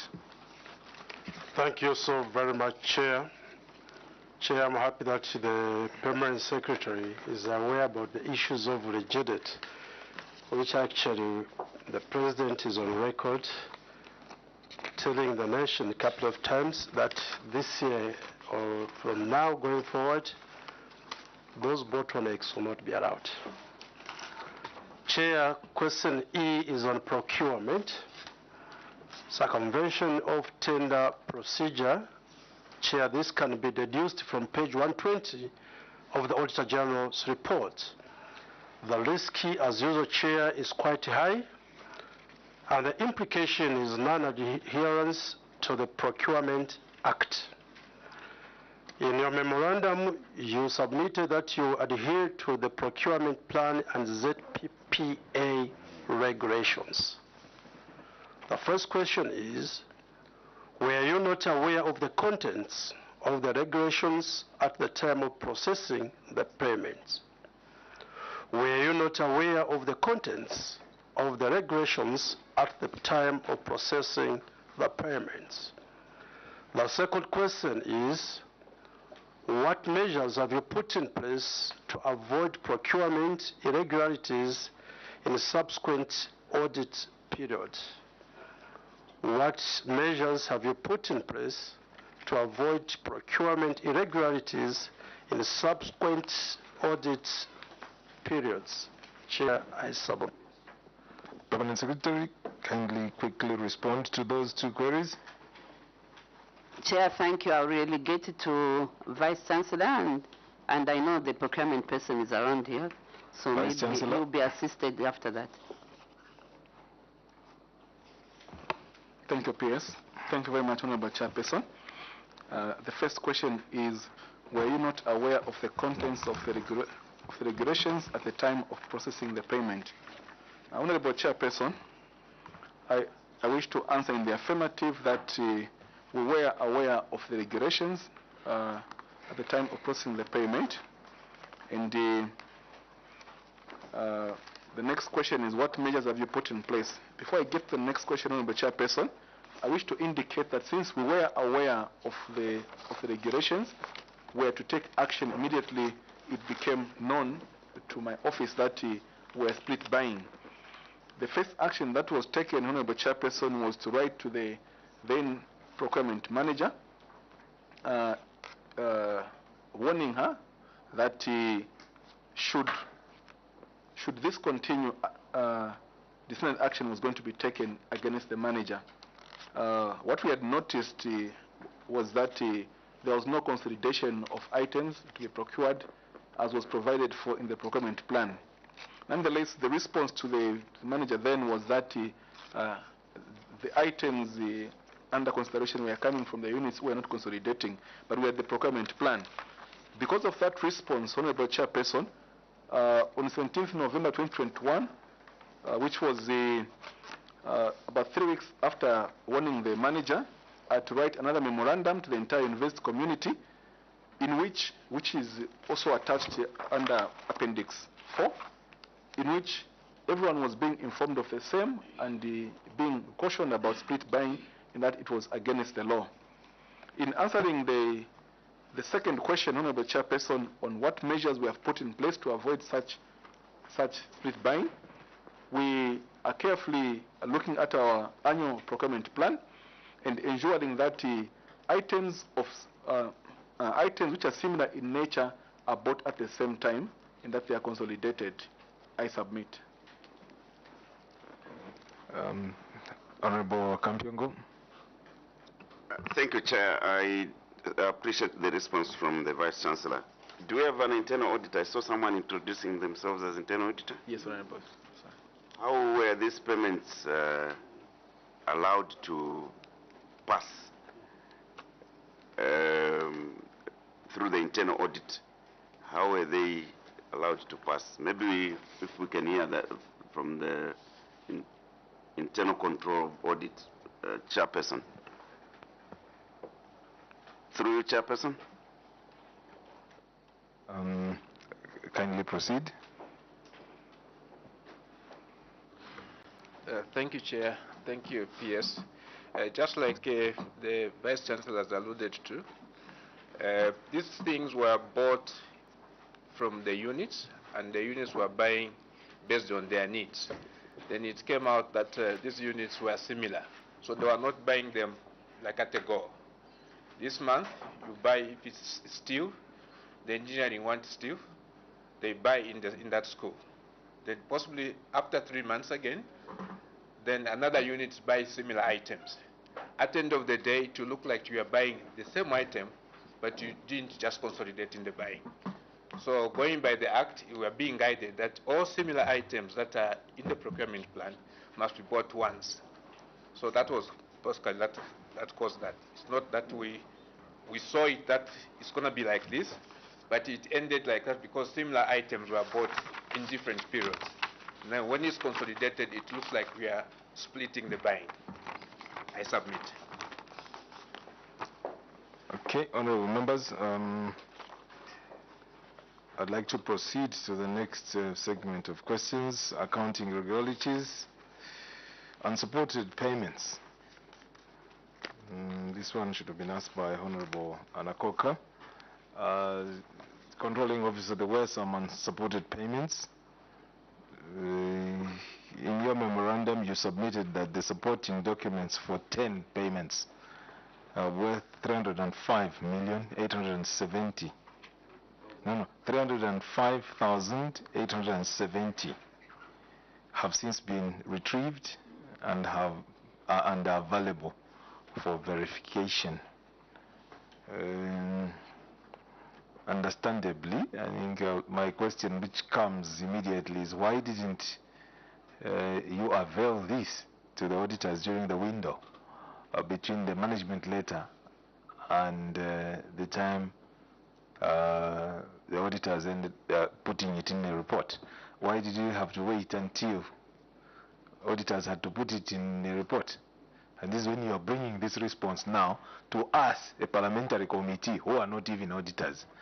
And then we should go back and now ask the auditors, go and verify, have they attached these support documents now? That's not what we do. That's the reason to why we don't look forward to receiving these hefty files, because this is not our job.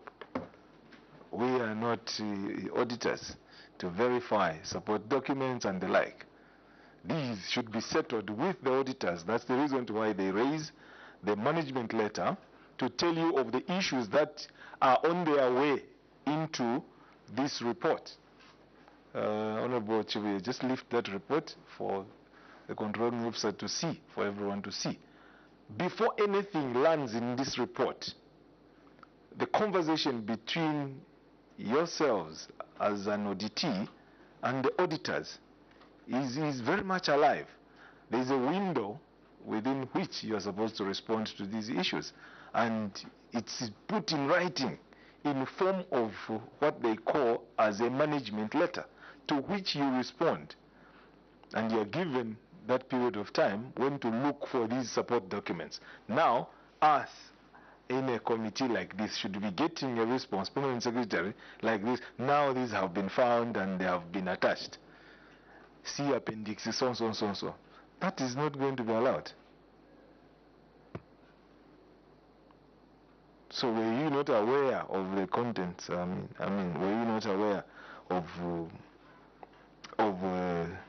this query, such that you come to respond to it before a parliamentary committee?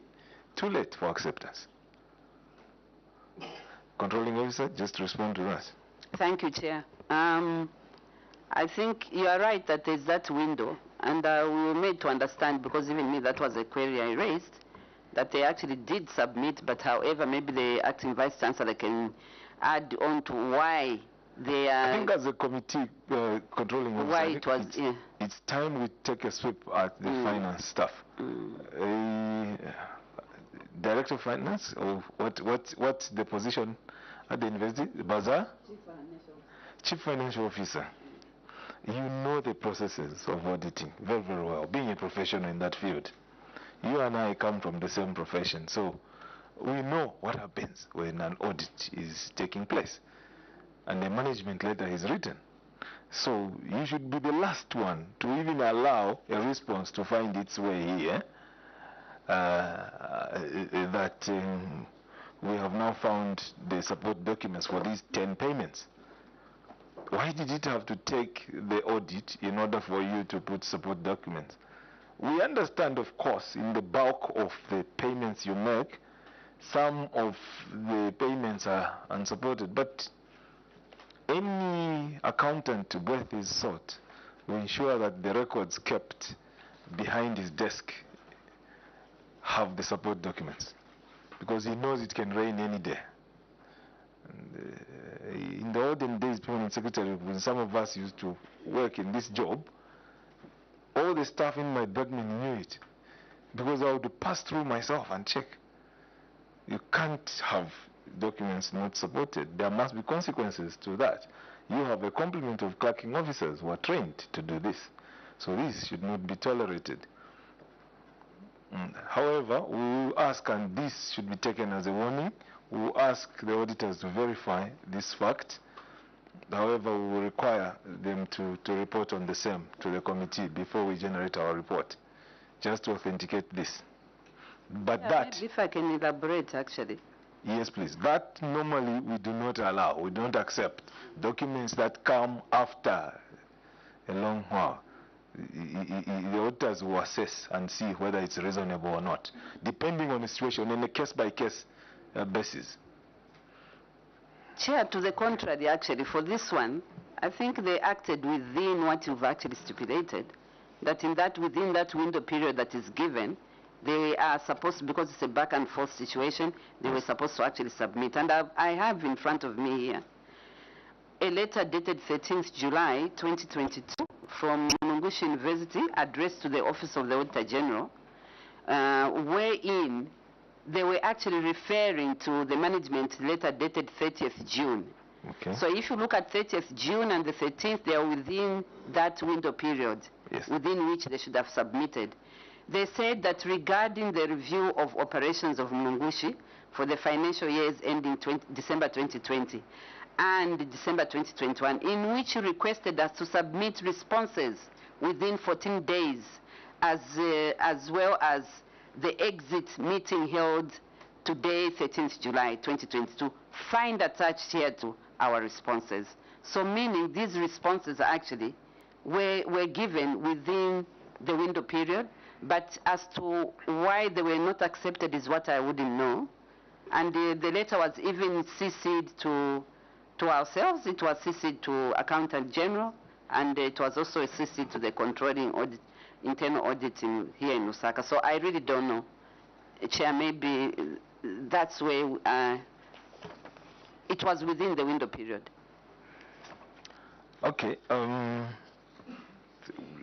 I think I have another issue here, which is further to your submission. You submitted that the 27 payments for Livingstone campus were done through interest. Because what auditors found, I just want to give you a tip for this, of course, in the interest of time. When you pay interest, the support document to interest is the application that the interest holder has made and the approval processes. Of course, you have people approving that this one can get interest, and that becomes a support document. Usually, interest rules would even show when that is supposed to be retired. But now, auditors come in and find a payment has been made. It's not supported by such a document. This is when you are now going to look for the person who was actually given interest. So in short, that payment which came out of the bank had the authority in terms of money coming out. But then the controlling officers at the institution were not diligent enough to check that this payment is supported by the necessary documents. I'm just assuming this is what happened, because the response you are giving is this was done by interest. But if this was done by interest, the auditors would have picked it that this was done by interest through a supporting document, which supporting document would be the interest application form, an approved interest application form, so that they would know from whom to look for this money. Otherwise, it wouldn't have appeared here, and we wouldn't be giving response to it. So, how were the purchases made through interest accounted for at the end of the day? Because this gives now birth to another set of transactions, which changed form from your bank account to a staff data, or one of your institutions' data, staff data usually. And now, for it to be recognized as an expense, this staff data has to retire with the necessary documents for us to now acquit him of the indebtedness to the institution. So now, now you see, considering that the goods received, vouchers and delivery notes, were not available. So these are the documents which are unsupported.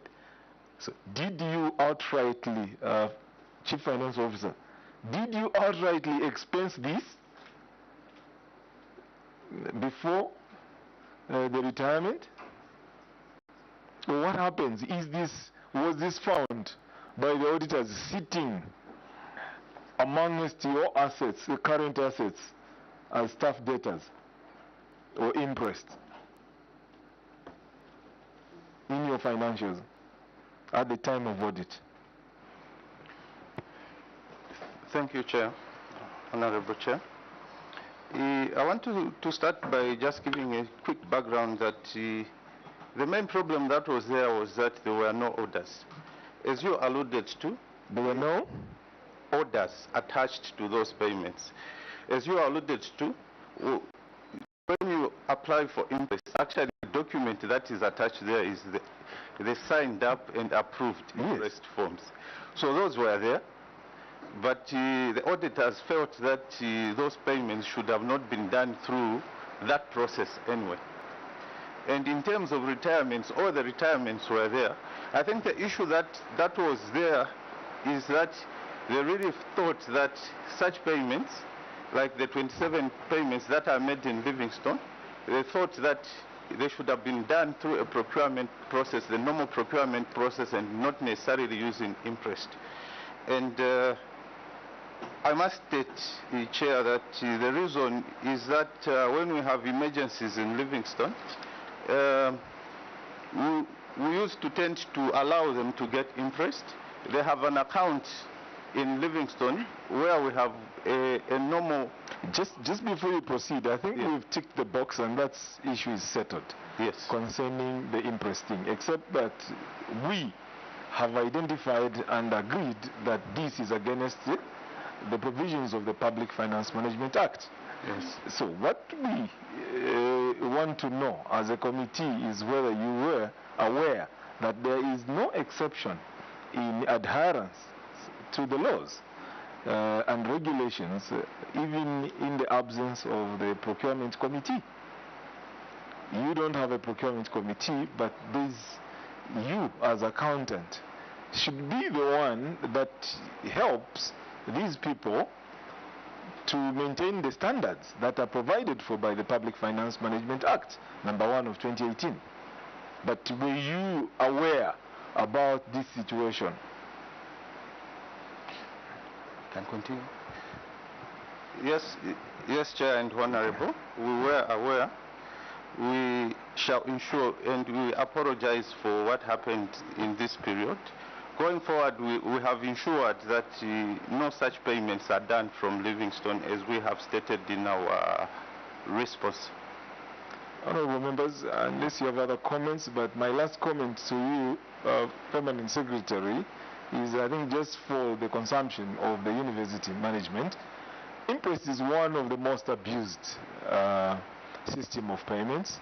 If you can avoid it, please don't utilize it, because it will always raise queries. And if anything, it's something that is only used for convenience purposes on smaller issues and because of a situation. But otherwise, the way the setup is, I would rather you come up with a different system. You come up with a different system of running this. Even probably setting up a separate small accounting unit in Livingstone, as opposed to the way you are saying things must be centralized. You can transfer money and open an account specifically for Livingstone unit, for instance. Transfer money into that Livingstone unit, which is still part of your current assets when you are, and then the expense from there. It has a plan and everything, and it can be done using interest. That is manageable, which still is under your control, and you're monitoring every unit. It's just an extension of your department too. It's just a location difference here. Okay. In fact, Chair, that's what we discussed. Yes. When we're running through these issues, we are on firm ground that despite the fact that there's Kitwe, there's Mulungushi in Kabwe and Livingstone, in Livingstone, they have to still have a subcommittee that will be looking at procurement issues. Absolutely. To avoid that, and that's exactly what we submitted to you, and they'll follow and adhere to that. Sincere apologies for that. Thank you. That is settled. We move to the next segment of questions. Honorable Musumali, you must be getting ready to ask a question on irregular use of accountable interest. Once again, I think this matter we have really spoken about it, unless you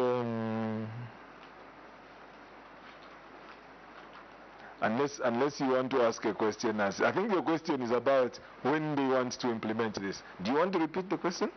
Not necessarily, Chair. Just like we have correctly observed, I think we have exhausted this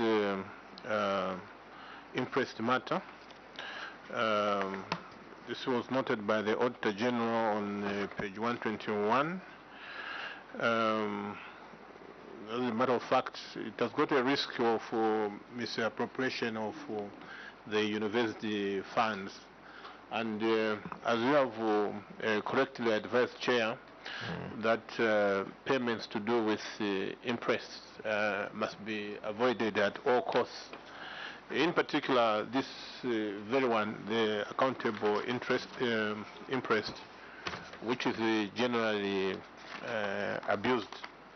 I think the controlling officer has taken note of that. There's no need for us to give her again a barrage of questions. I think maybe you can just tell the committee when you feel like you implement. Chair, we are on firm ground that it will be on Monday. Okay. Excellent. Thank you, Chair. Thank you very much. We proceed to the next segment of questions. We should be winding up in the next 10 minutes. There is an issue to do with irregular payments. Honorable Mapani, would you like to ask that question? Irregular payment of lunch allowances? Okay, Chair. Like you have put it, Chair, irregular payment of lunch allowances amounting to 69,950 kwacha. This can be deduced from page 122 of the Auditor General's report. The impact or the implication, Chair, is non-adherence to regulations. In your memorandum, you have submitted that going forward, management will take the matter for approval once the council is appointed. Now the question is, have you discontinued to payments of such irregular allowances? Have you discontinued to make payments on these irregular allowances? I submit. Okay, controlling officer, can you respond to that? Thank you. If you've noted, this lunch allowance is something that is a one-off situation when examinations are taking place, because invigilations take place, and then the rules are that those that are invigilating cannot come out of the examination room at their will at any time, and to be able to go and feed while examinations are taking place. So it's a situation where we said, and we've agreed with management, that because this is a one-off situation, but unfortunately there's no rule that even gives or warrants that they can be doing it in this way, and they have nothing to rely on. I think the best way we thought going forward is that because it will still be there, whether we like it or not, examinations will still be running once in a while, and those that are invigilating will need to have lunch. The first thing we thought we observed is that, can this now be something that is approved formally, maybe by council, that it can take place once in a while, but monitored now through finance as they are paying those funds, just as a one-off. As we speak, they were doing it, but there were no rules that govern that they can actually be paying lunch allowance while invigilation is taking place. So we are now on firm ground that, first of all, it should be legalized. And once legalized by council, there should also be rules and regulations arising at how they will be able to go about this situation. In the manner you are guiding, that it shouldn't now be taken so it's now ongoing, but we recognize it's a one-off situation, and perhaps there could be ways in which they can agree with that. And I believe that with council, they'll arrive at the way it should be done without causing illegalities in the way they will carry it out. I think that's what we agreed as a one-off, and because it won't stop, they still have to have examinations and invigilations taking place. Thank you, Chair. Okay, Permanent Secretary, rules about these allowances. Allowances, especially when you use just the name of an allowance, has got rules related to it. If you talk about the DSA or you're talking about a night allowance, it has got rules when it comes to public institutions. Lunch allowance also has got rules. including kilometers away from where you normally work from. So you are a controlling officer and you know those rules. So whenever these people, when they come to audit, they have the rules on the one hand, on the other side they have your records, and then they test them against that yardstick.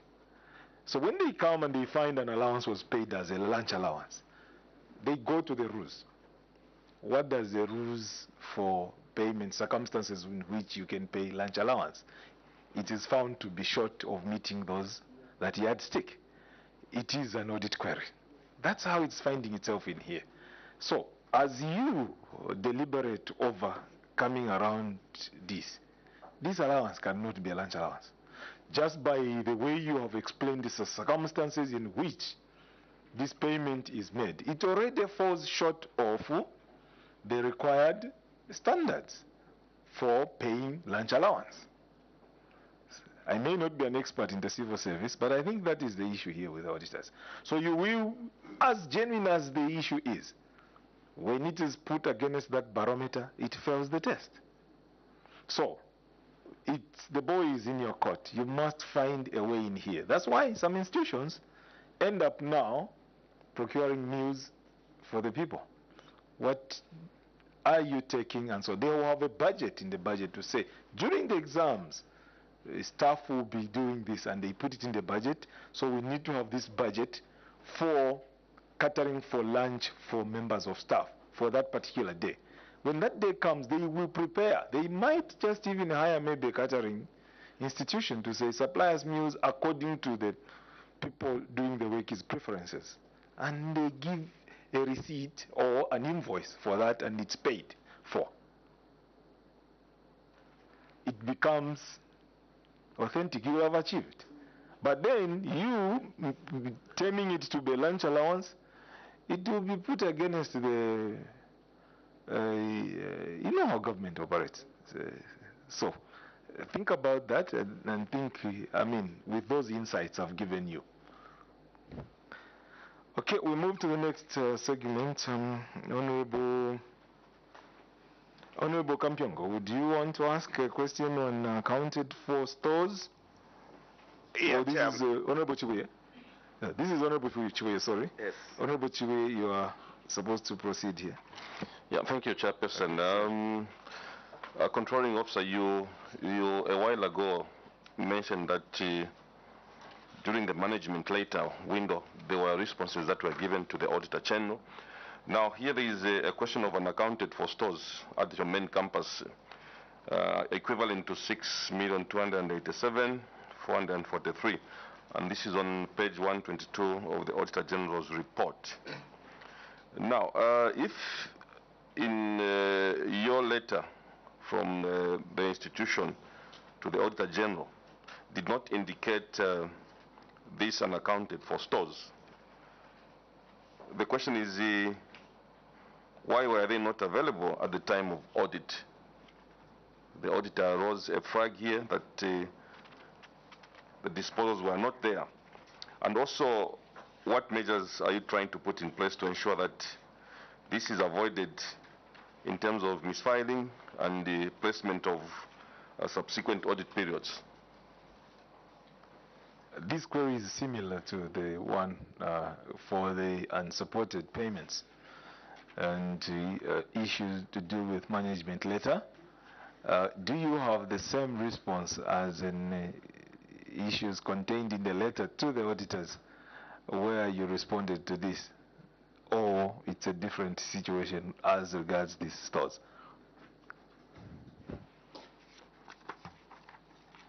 Chair, it's more or less the same. Of course, the management letter came before the exit meeting, isn't it? Before the exit meeting. But well, it's similar. But on the other hand, I also want to teach my institutions, really, especially when we see some of these things resurfacing, maybe just before an appearance here. I think the substantive question, controlling officer, the substantive question is, this appeared in the management letter. Yes. And they had the window within which to respond. Yeah. And we don't have any evidence to show unlike the other one, we don't have evidence to show that they responded to this in the management letter. That's why we are where we are. It found its way into the auditor's report. And now that they are appearing before the Committee on Parastatal Bodies, they now give us details to say these documents have now been retrieved. That's the status. So now this is what we are questioning, first of all, as to why this response which is being given to the committee was not given to the auditors during the window of the management letter and the response thereto, and probably even subsequent times. Auditors would have come here in their preliminary issues, would have stated to us that ignore this query because I think we have settled it with the university, but it's still outstanding. They did not communicate to us in the preliminary issues to show that this matter is settled. So that's why we are still querying it. So this is the status. So if you can give a response to this, other than me saying now we have found these things. In fact, Chair, I think I've just realized, in fact, this is the same. It came within the window. Yes. Yes, they actually presented all these attachments in writing during the window period. So I wouldn't answer on behalf of the Auditor General why it was not accepted. But I can see it was even copied to all of us. Okay, it remains for me to call Auditor General to make a comment to this. Auditor General, if it's an oversight on your part, you can... yes, Honorable Musomali, before the Auditor General comes in. Yeah, but Auditor General, please come in and help us as a permanent witness. Thank you very much, Chair. Before the Auditor General comes in, I would have a look at the appendices which have been attached here. They are quite a number, they are quite bulky. And this is a clear case of poor record keeping on the part of stores. You can't have a situation whereby end users are drawing materials from stores, jury authorized, as I can see them from here, the internal requisitions, and they cannot account for them. And it took the auditors actually to raise the flag, which was very much in order. If you can look, actually the bulk of the appendices actually comprise of the internal stores requisition. Chair, I think on this account, the stores and procurement office must be cancelled because lack of proper record keeping is a recipe for wrongdoing. There's no way that the auditors can come and raise such a flag for all these requisitions when you had them in your possession. One wonders where you just maybe manufactured them just to comply to the audit query, though they were submitted in the window that was given.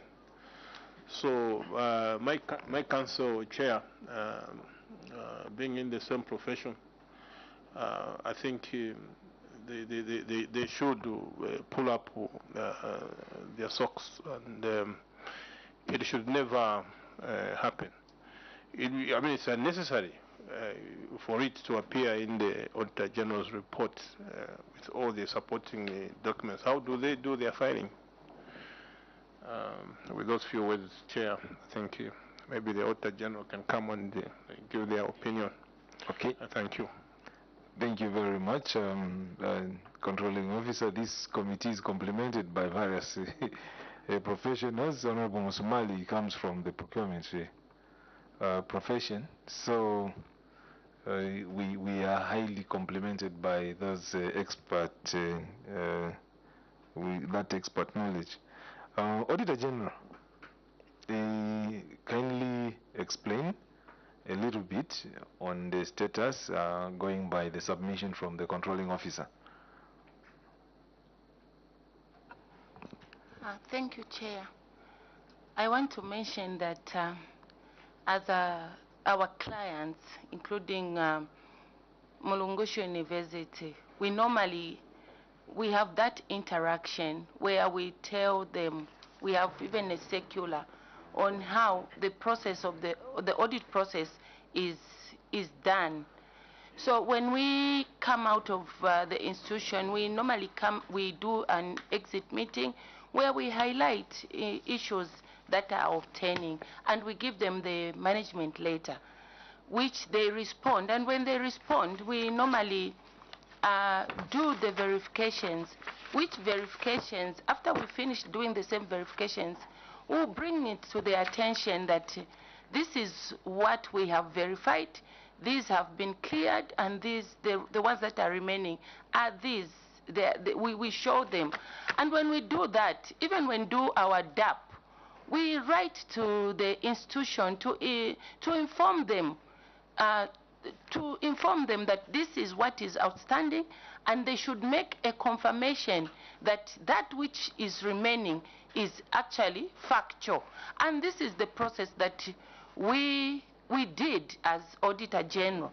If you look at the management letter that we did and the status report, the initial management letter had an amount of unaccounted for, stores which didn't have receipts and disposals. It was actually at 28.5. But when we did the verification, this figure actually reduced to what is reflecting in the Auditor General's report, which is 6.2. So this, just from these figures, you can tell that we did not resurface the queries that had been raised. This is the actual figure that remained after we did our verification. Thank you very much. Thank you very much, Auditor General, for clarifying it. So it's clear to you, Permanent Secretary, now. What is appearing here is after the verification. So the details contained on the letter that you are looking at have been considered already. So it is the outstanding issues here which need to be dealt with. So what you do is you prevail over your staff to make sure that they go and make sure that this is resolved, as it still remains outstanding. Okay, Acting Vice Chancellor, that's the status. I'd like to move to the next segment. Honorable members, Honorable Mazoka. Thank you, Chair. My question is on failure to remit statutory obligations amounting to over 16 million kwacha. Now, have you made any follow-ups with the government on the liability for the former National College for Management and Development Studies, considering that it is still recorded on your accounts? Honorable members, I was just thinking as they submitted. Of course, we have deliberated on this issue of statutory obligations, the interventions that you're putting in place and where you are, in as far as NAPSA, which is now current, and then you have, ZRA, which is still outstanding, which forms those statutory obligations and the figure given there. Now, the issue that we have, which Honorable Mazoka has raised, is about the National College for Management and Development Studies, an institution from which you were born. So now, the question that was running through my head as a member of this committee was that you agreed to take over their assets,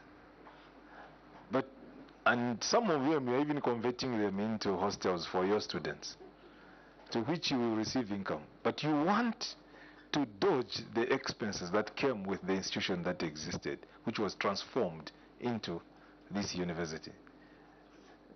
Does it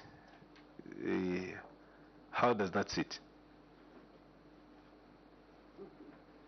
Chair, that's a very good question. Thank you so much. I think we'll look at it, rather than belaboring and asking them say something, it's a very straightforward question. That in one breath we have accepted certain things that will be good for us. Yes. And on another breath, because it looks negative, we want to push it away. It's related to, We'll they say the government should handle yes. this. I think we'll sit down and discuss. If it's legally within what is supposed to be done, I think we can do it. Absolutely. If not, I mean, we are in a ministry, we are a government.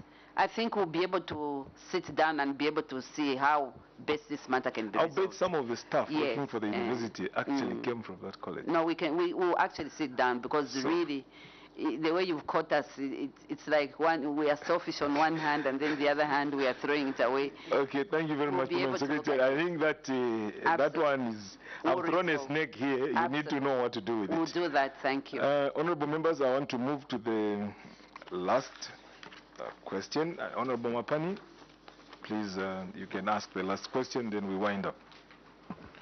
Chair, with your authority, I've been delegated this question by Honorable Mapani.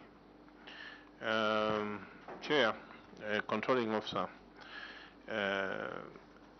the report which the Auditor General has generated shows that the university has a number of non-adherence issues to laws and regulations which requires urgent management intervention. This committee would like to find out from you what long-term strategies that you have put in place in the future to avoid these financial irregularities. And Chair, maybe you can also allow me to find out something, especially from the Vice Chancellor.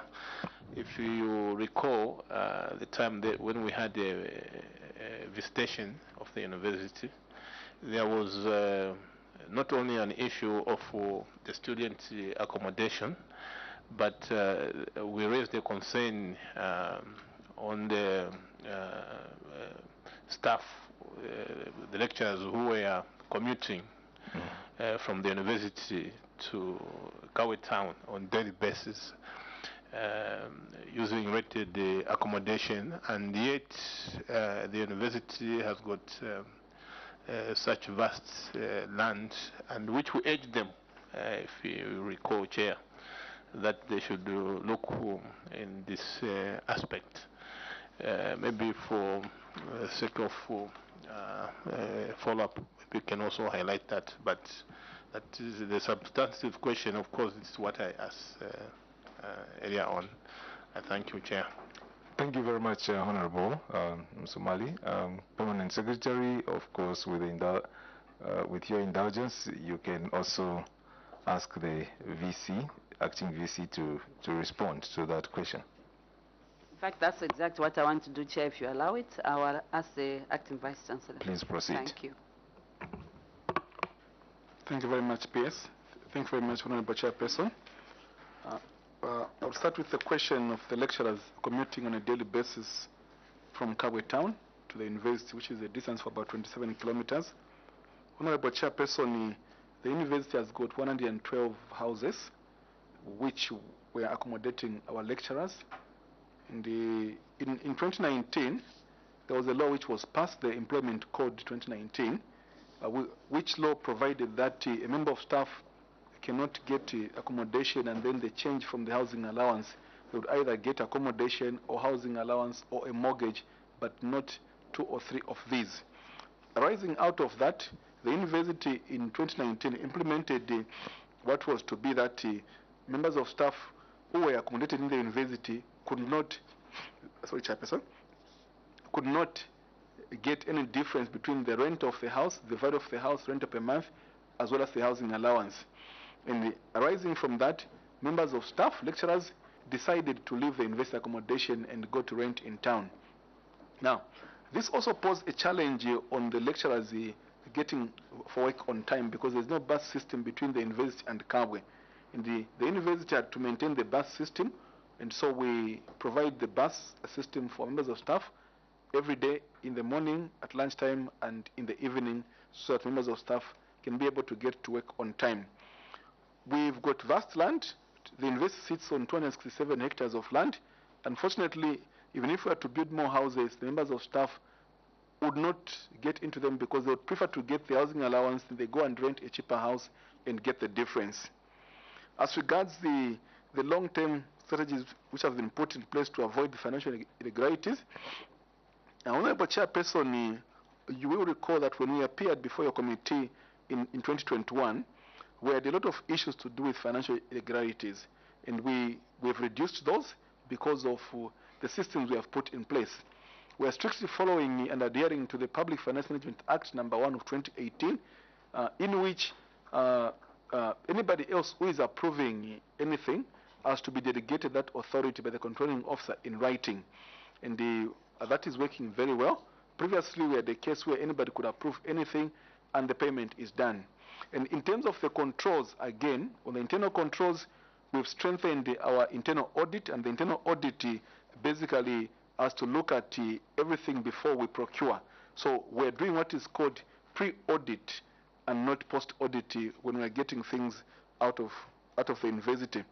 In terms of the stores management, again, the Public Procurement Act number 8 of 2020 provides for us to be sending reports to ZPPA on a monthly basis and a quarterly basis. We did send some reports last year, and we were guided that we should wait until they put in place a format in which to do that. However, internally, stores has been submitting monthly reports to my office, and we do look at them. We've also introduced an internal receiving committee comprising of security, transport, engineering, audit, and finance, where there are 5 people who are checking that the goods have been received and all documents have been put together. We've also got 2 members of staff from the finance department who are in charge of the vouching of the documents, so that all documents are put together in order to avoid audit queries. Further to that, Honorable Chairperson, we've also put in place a system whereby we've stopped paying for any goods and services until such goods and services have been delivered to the university. All the suppliers of goods and services are informed that if they are unable to deliver, then we are unable to procure from them. And this has helped a lot, because previously we were procuring, we were paying for goods before they were actually delivered to the university, which was causing the financial loss to the institution. And we've strived to prevent that. Of course, the changes don't come with smoothness, Honorable Chairperson. They come with a lot of protest, but we've tried to manage that as much as we are able. I submit, Chair. Thank you very much. Permanent Secretary Noriana Muneku and Permanent Secretary Joe Kamoko, I'd like to sincerely thank you for appearing before the Committee on Prostatal Bodies and Controlling Officer or Acting Vice Chancellor at the Mulungushi University, Dr. Kaunga Nyirenda. We also want to sincerely thank you with your team for appearing before the committee to come and respond to the queries that were raised by the Auditor General. At this point in time, I would like to throw it to the Controlling Officer, Madam Muneku, if you have any comments to make, and also the Permanent Secretary,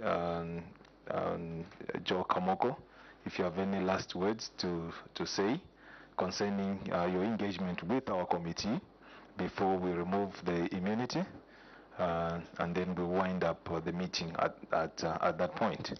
Please go ahead. Thank you so much, Chair. I think I don't have much words, but to sincerely thank you for allowing us to appear before you. The only thing I can just say at this point in time is to recognize your expert nature in which you have taken us through this. We might look like we are coming here to be, boxed left, right, and center, but we've learned a lot with the vast experience that all the honorable members have, and we take away quite a lot. And it also gives us, checks and balances in which we are going to operate. So really, we are truly grateful for this opportunity. Thank you so much. Thank you very much. PS Kamoko. Chair, before you remove the immunity, I was listening very attentively when you were introduced from Zambezi East, and my other brother-in-law is from Zambezi West.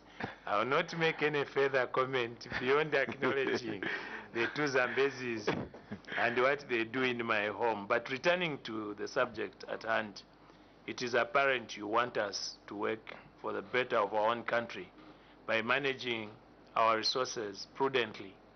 And I am hoping that all of us listening to the various questions and guidance have taken the reproach and rebuke as it should be taken, because government is of laws, regulations, and standing procedures. And any attempt to shortcut obvious makes you ask us questions, because you want to ensure that we give the public the best that we should. I'm also grateful that I'm able to work besides my colleague in administration, who is highly supportive to what we do in educational services. And our plea to the people who watch over us is continue pointing what we should do better. It is good for the country. And this is the way to go if we want Zambia to be a Zambia that's accountable to itself. So we're grateful for all your counsel and your guidance. I submit. Thank you very much, Permanent Secretary. Acting Vice Chancellor, anything to say? Thank you very much, Honorable Chairperson. We just want to show gratitude for what you have taught us during this appearance, and we are also humbled and grateful for your kind compliments to what we are doing as management. We also would like to inform the committee that the Livingston campus, I think that was talked about last time you visited us, now has got infrastructure and is making a surplus. And therefore we wish to emphasize that it's a campus we are proud of, and we will grow it further. We've put up a library, a laboratory, as well as 4 classrooms within a period of 7 months. I thank you, Chair. Thank you very much. With that said, at this point in time, I would like to withdraw the provisions of Cap 12 of the laws of Zambia, the National Assembly Powers and Privileges Amendment Act number 13 of 2016, which conferred you with immunities as enjoyed by members of Parliament when you appeared before this committee. From this point going forward, you're on your own. Thank you very much. Thank you.